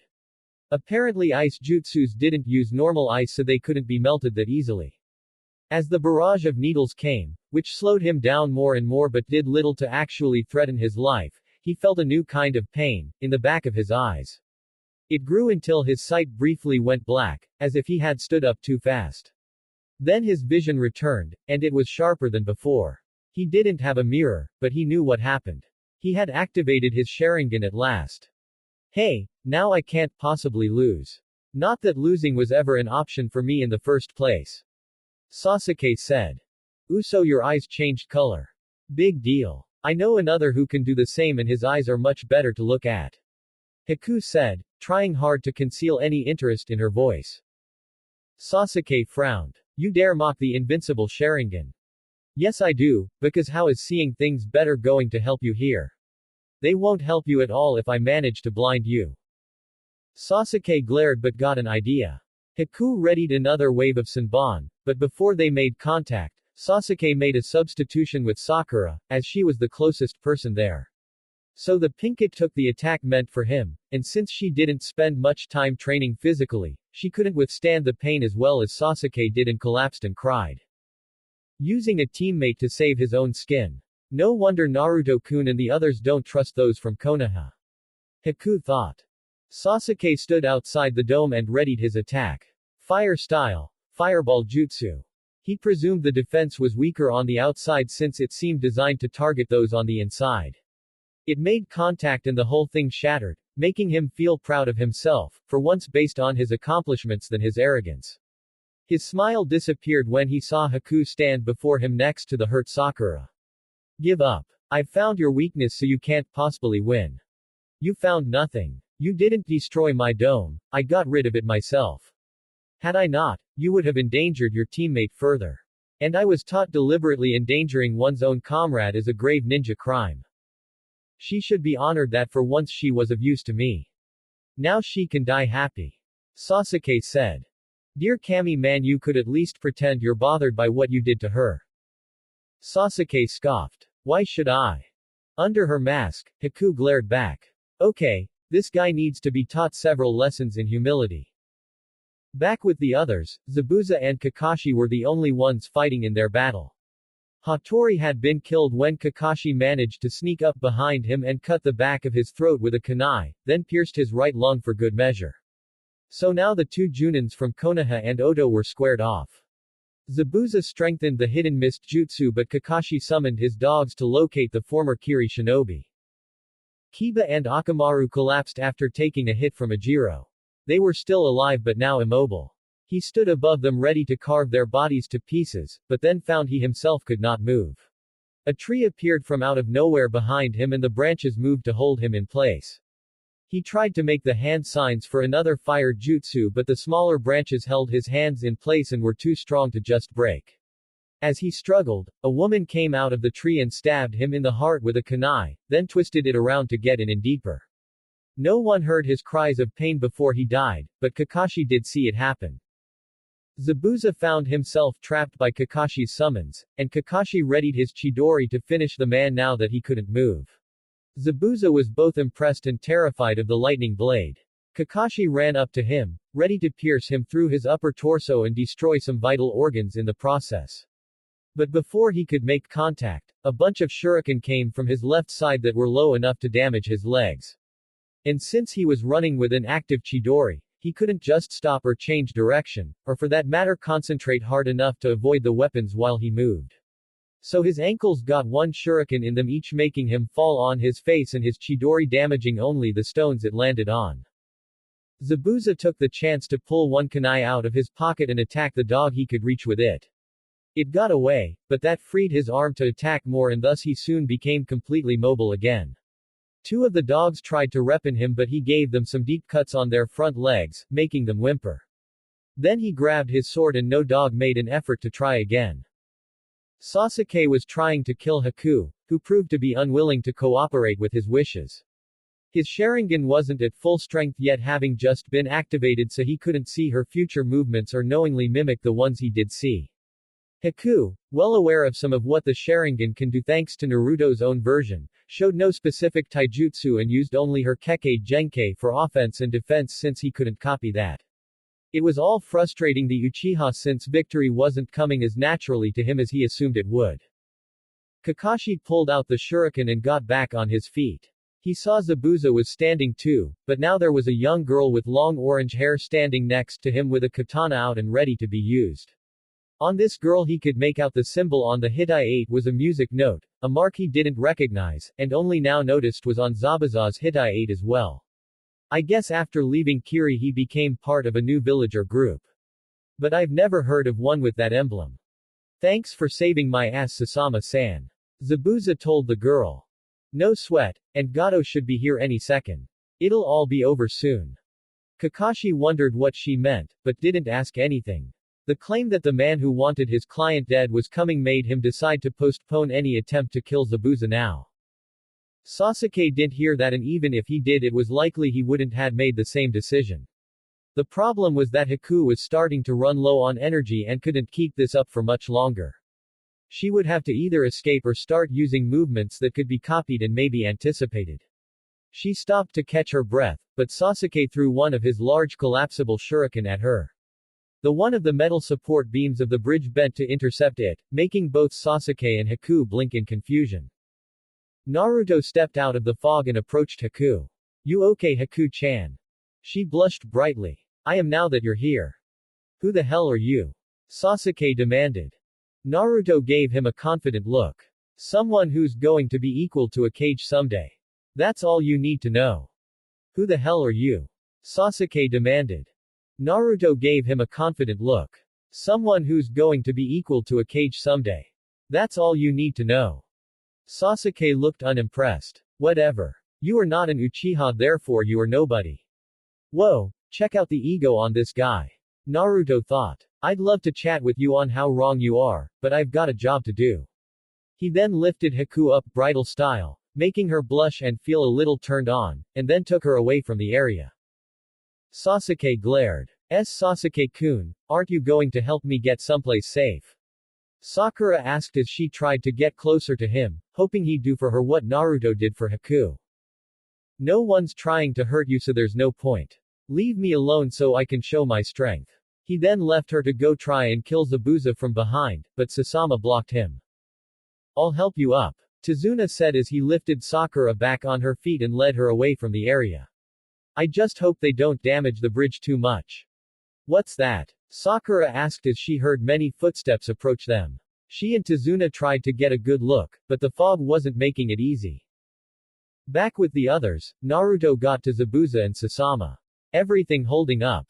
Yeah, we did our part. Now we just need the target to show up. Sasama told him.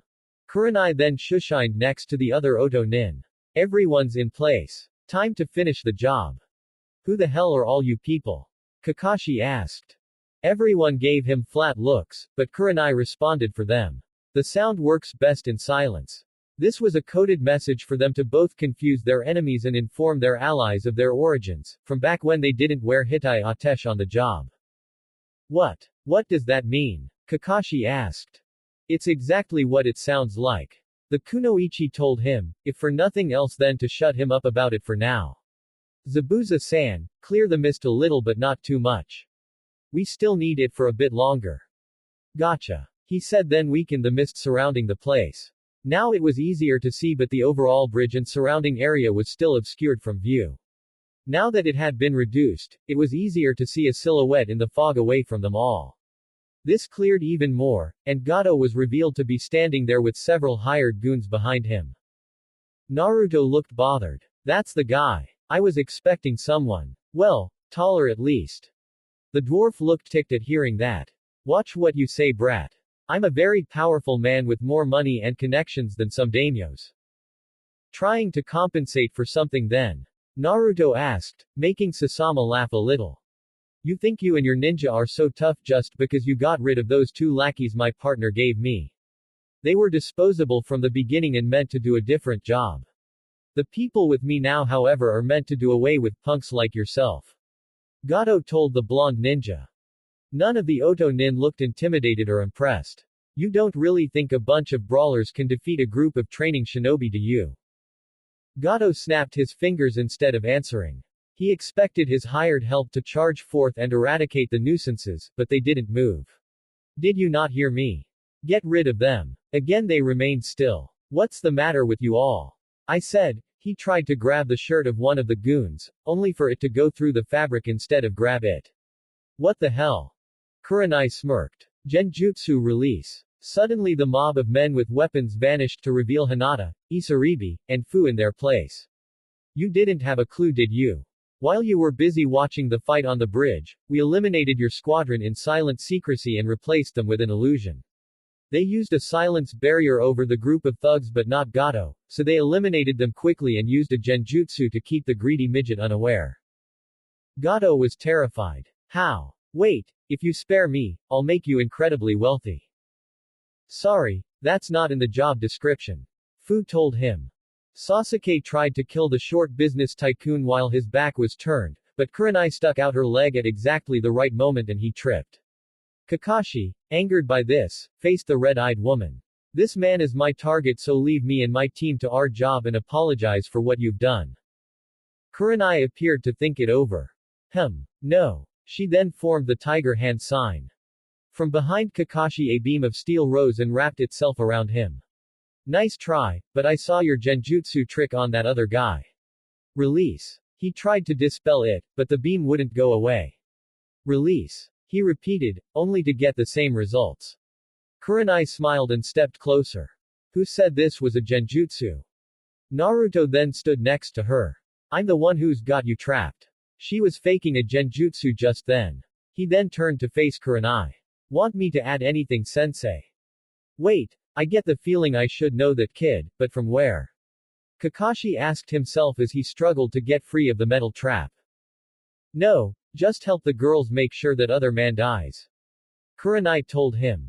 Naruto tried to, but Sasuke grabbed his shoulder quite aggressively. Back down, loser. I'm an Uchiha and I say I'm the one who's more fit for that task. I don't recall asking for your permission, and I do recall you already mentioning your name, so why mention it again? Do you think everyone's so stupid compared to you that you have to remind them all the time who you are? Naruto said mockingly.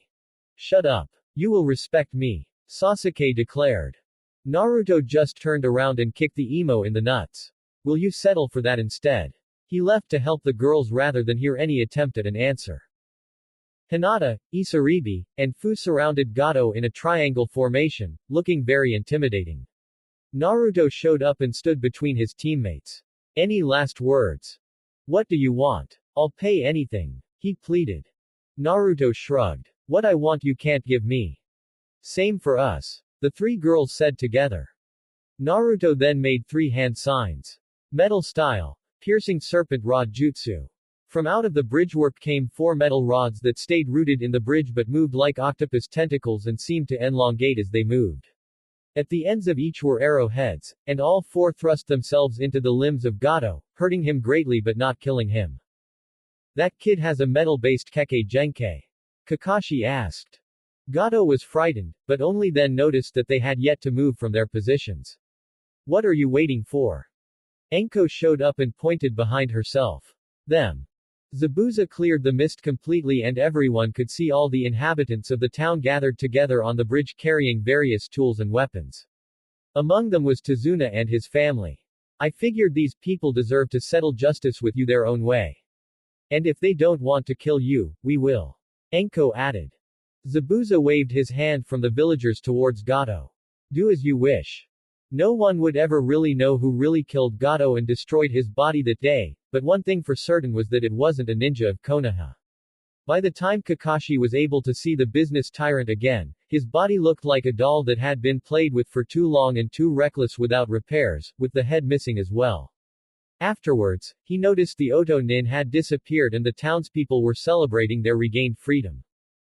Who the hell does that jerk think he is? Sasuke said bitterly as the Konoha team headed back to Tazuna's house for the night along with the old man, who was drunk from the party with the locals and his crew. You're not too hurt, are you, Sasuke-kun? Sakura asked, apparently having completely forgiving him for endangering her before for whatever reason she had. He didn't answer her though, making her worry. Why you care? He used yata save his own hide girl. Tazuna said with a drunk slur. Sakura glared at him fiercely but in his state of mind it had no effect. Kakashi walked on in thoughtful silence, trying to make sense of the new shinobi that had shown up. All he could best conclude was that someone else in Wave saw fit to hire ninja protection too but used someone else for the job. The questions now were who did it, where did the ninja come from, and should he worry about them? They approached the house, and Kakashi immediately noticed the lights were on and there was more noise inside than should be expected from just Tsunami and Inari, who had to go back home to his mom rather than stay partying with his grandfather. Maybe she's got guests. Tazuna is a popular guy now that people can work on his bridge without fear. He opened the door, and his eye widened considerably at seeing the Oto Nin inside the house with Tsunami and Inari having a good time. They were clearing partying and not causing trouble. The radio and drinks in everyone's hands were evident enough to anyone bothering to notice those details. Too bad Genin usually didn't. Hey, what the hell is going on here? Kiba asked, flexing his claws and baring his fangs in anticipation of a fight. All the Oto Nin looked at the Konoha team. Naruto was on the couch surrounded by Hinata and Isaribi on both sides, them getting to him first by virtue of being teammates. Enko, Kurenai, Tsunami, and Kushina were over by the table while Zabuza was getting a drink from the fridge. Haku and Fu were eating while Sasama was keeping the music selection. Damn, is the party over already? Naruto asked. You better have a good explanation for, Kakashi started to demand, but stopped the moment he felt a sudden wave of killing intent impose on him. You. The red-headed woman of the group said with lethal hostility. She tried to storm up to the cycloptic Junin, but Anko, Kurenai, and Tsunami held her back. Only their numbers and the fact that she wasn't at full strength yet made them succeed. Give me one good reason why I shouldn't rip out this guy's eye and shove it up his ass so he can watch me kick the crap out of him. Believe me, Kushina-san, I want that as much as you do, but we shouldn't just charge into a fight with them. Not yet anyway. Enko told the enraged woman. Why the fuck not? Kushina shouted as she continued to struggle. Kakashi looked like he had seen a ghost. Kushina-san? He asked, finally recognizing her. The former resident of Whirlpool glared at the Konoha Junin with so much rage one would swear her hair would burst into flames. Hello Kakashi, long time no see. Her voice held no merriment, only menace. It can't be you. You're supposed to be dead. The last Hatake countered. You have a small mole on the left side of your lips. She stated. Kakashi touched his face reflexively. How could she possibly know that? The only people outside my family that knew that were my teammates, Sensei, and his girlfriend, and all of them are dead. You've got a lot of nerve, Kakashi. Minato-kun had a dying wish and you pissed all over it. You're worse than crap, Kushina added. Naruto got up and approached her. Okawa-san, calm down. Don't say too much about certain things just yet. Kushina sighed and relaxed, and the women holding her in place released her. Thanks son. I'm just so angry at his man right now. What the hell did I ever do? Kakashi asked. Kushina glared at him all over again. You made my son's life hell, you son of a bitch. What are you talking about? I've never seen this kid before. And what do you mean he's your son? Did you cheat on sensei with someone outside the village? Kushina cracked her knuckles. What do you take me for? A tramp? Kakashi-sensei, just who is this woman? Sakura asked. Kushina Uzumaki, the girlfriend of the Yondaime Hokage, presumed dead for 13 years. She was one of our best kunoichi and was considered the only person in the village who could give Yondaime-sama a challenge in a fight. Kakashi explained. His students were impressed, but Sasuke turned his attention to Naruto. This guy caught me off guard earlier. I should see how tough he really is if his mother has that sort of reputation. He pointed at Naruto. Fight me. Naruto blinked. Nah. I said fight me. No thanks. I said fight me. Not interested. Naruto said a little more forcibly this time. Sasuke didn't like this, so he took out a kunai and ran at the blonde with his Sharingan active. Naruto tried to block, but Sasuke dodged and thrust his arm forward, stabbing him near the heart. Naruto-kun. Every teenage girl from Oto shouted as they stood up instantly once they saw the blonde when he took the hit. To their immediate relief, there was no blood, only a puff of smoke that subsided quickly to reveal a couch pillow with a kunai in it. Naruto was now on the couch completely unharmed thanks to the substitution jutsu he used in the nick of time. Thank Kami, I almost had a heart attack just then. Hinata and the others thought to themselves. Haku and Fu were the ones closest to him at the moment, so they reached him first, wrapping their arms around him to reassure themselves he was fine. I'm okay girls, no need to worry. Sasuke however was not okay. He was seething that the blonde he tried to maim got away without a scratch due to a simple jutsu he didn't see coming, and most assuredly wanted to repeat the attack. However, a red-headed woman had other ideas. Before he could advance to try again, her fist connected with his jaw with slightly less force than that of a small cannonball. He went flying out the front door, which was still open.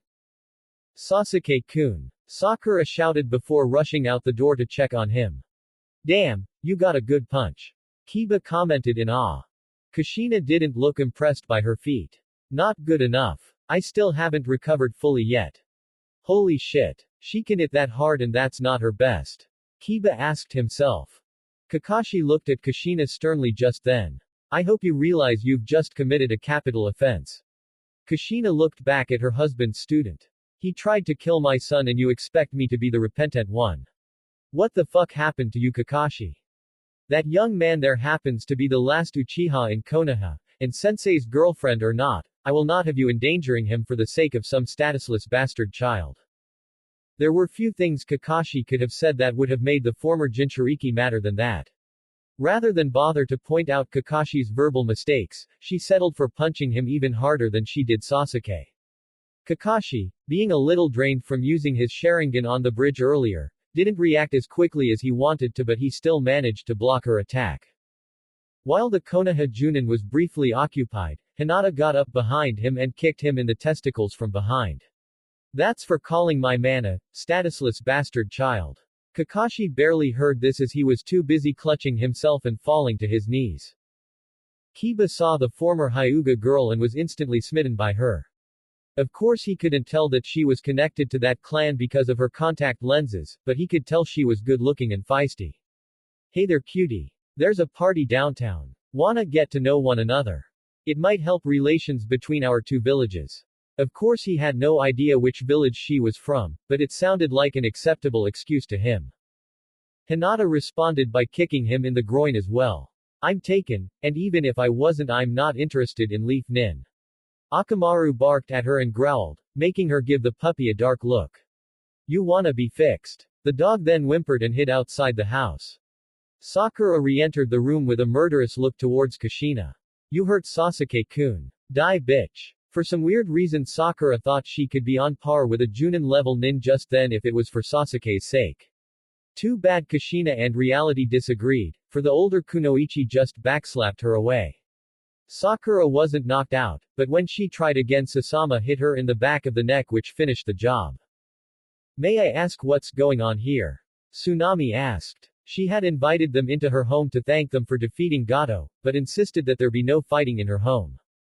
Sorry about all this. We didn't intend for there to be a fight, but as you saw they started it. Enko explained. So what do we do about them now? Fu asked. Wait, I got an idea. Haku-chan, can you knock them all out first? Naruto said. Sure thing Naruto-kun. The ice wielder said before pulling out some Senbon and hitting pressure points in all 4 Konoha shinobi, making them immobile and unconscious. They won't be going anywhere or hearing anything, so continue. I was told by Subsonic about this Uchiha guy and they said if I ever got the chance to do something to him I should. I don't think I'd ever get a better chance than this. Subsonic. What did they say? Enko asked. Subsonic was Oto's hidden agent in Konoha. Jiraiya was really good at spying on Konoha for Oto, but he couldn't be there all the time, so Orochimaru needed another source of info. That source was a spy codenamed Subsonic, who watched Konoha when the Toad Sanin couldn't. The trade-off was that Subsonic couldn't report regularly or often, as opposed to Jiraiya who could report whenever he wanted to. But what Subsonic did report made it worth it. Not much. You remember hearing that the Uchiha clan was wiped out a few years ago? Naruto asked, making Anko, Kurenai, and Zabuza nod. Wiped out? Kushina asked. Even Makoto. Yeah. Apparently one of their own went insane and killed the rest to see if he was strong enough to. But we were told one survived, and I'm guessing that guy outside is that one. Naruto answered. Kushina nodded, feeling bad for her deceased friend. Go on. Well, Subsonic told me that this last Uchiha was, in their opinion, a royal pain in the ass with no sense of humility whatsoever. The Konoha Council, primarily but not limited to the civilian side, pamper him constantly and he takes it all for granted, like he expects it to happen for no other reason than being born. So Subsonic asked me to take him down a peg or two if I could. Enko smiled. Nice, but how do you intend to do that? Naruto looked directly at his surrogate sister. Well, Subsonic says that the only real reason that the Konoha Council really values him is because he's their one chance at keeping the Sharingan in the village. So what would they do if he lost it? Enko started laughing lightly, but it erupted into loud bursts. The others followed, but Kushina just looked confused. What am I missing? Just watch, Kushina Oka-san. Hinata told her. Excuse me. Well, I am betrothed to Naru-kun, so in time you will be my mother-in-law. Hinata explained. Just how close are you to my son? Hinata smiled. I've known him for about 10 years and loved him for about half that time. Although I'm not the only one. I'll tell you more later. Naruto meanwhile stood above the unconscious Sasuke, who had been dragged in by Haku. He then activated his unbloodline Kekkei Genkei, making everyone in the house lose the ability to use their own or any physical characteristics that were associated with a bloodline. He made the tiger, dragon, rabbit, snake, and sheep hand signs before placing his palms on Sasuke's torso. Bloodless Pulse Jutsu. A quick surge of chakra glowed around Sasuke then faded. There, that's one part down. What was that, Naruto-kun? Sasama asked. A technique I can only use with this Kekkei Genkai. Naruto answered. The unbloodline's biggest weakness is that once the victim leaves the affected area they get their bloodline back. So I designed a method to make the effect of the unbloodline last longer. Now, with the amount of chakra I used for that jutsu, this guy won't be able to use his Kekkei Genkai for at least 2 months. Maybe 3. Brilliant. Fu said cheerfully. Not done yet. And you all might want to look away for this part. Why? Isaribi asked.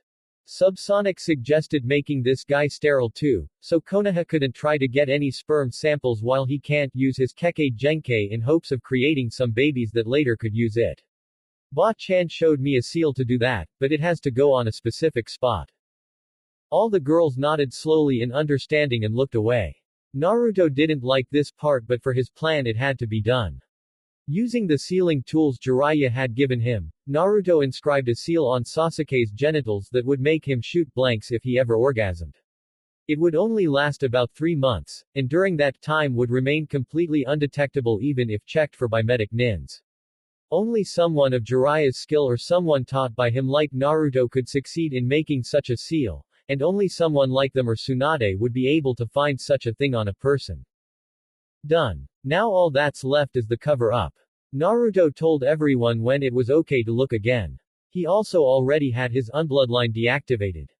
Cover up? Hinata asked. Naruto nodded. Yeah, we don't want anyone to know why this happened or how, do we? Good point. So what did you have in mind? I'm open to suggestions. Anyone? Naruto asked. If I may, I've got one kit. Kyuubi said. But you'll have to wait until they're all conscious to do it. Ah.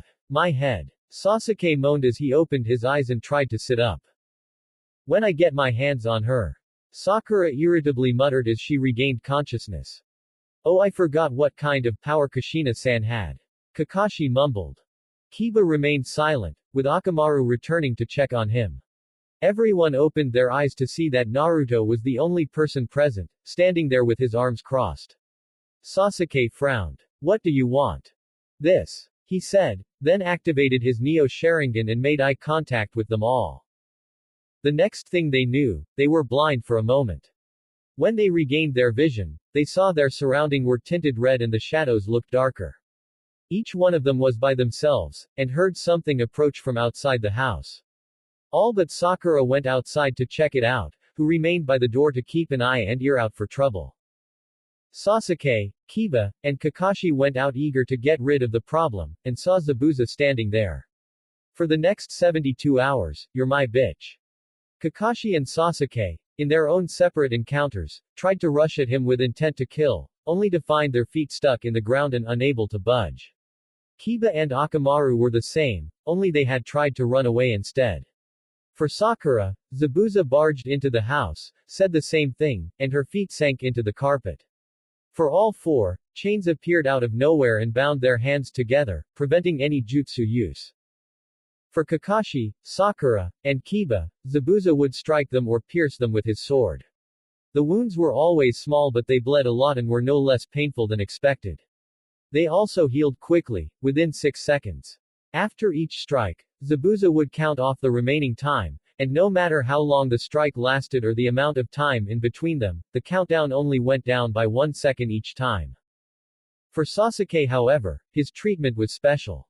Zabuza, who was actually Naruto disguised as part of the Genjutsu, would form a Rasengan and hit various parts of his body at random, with the same countdown method.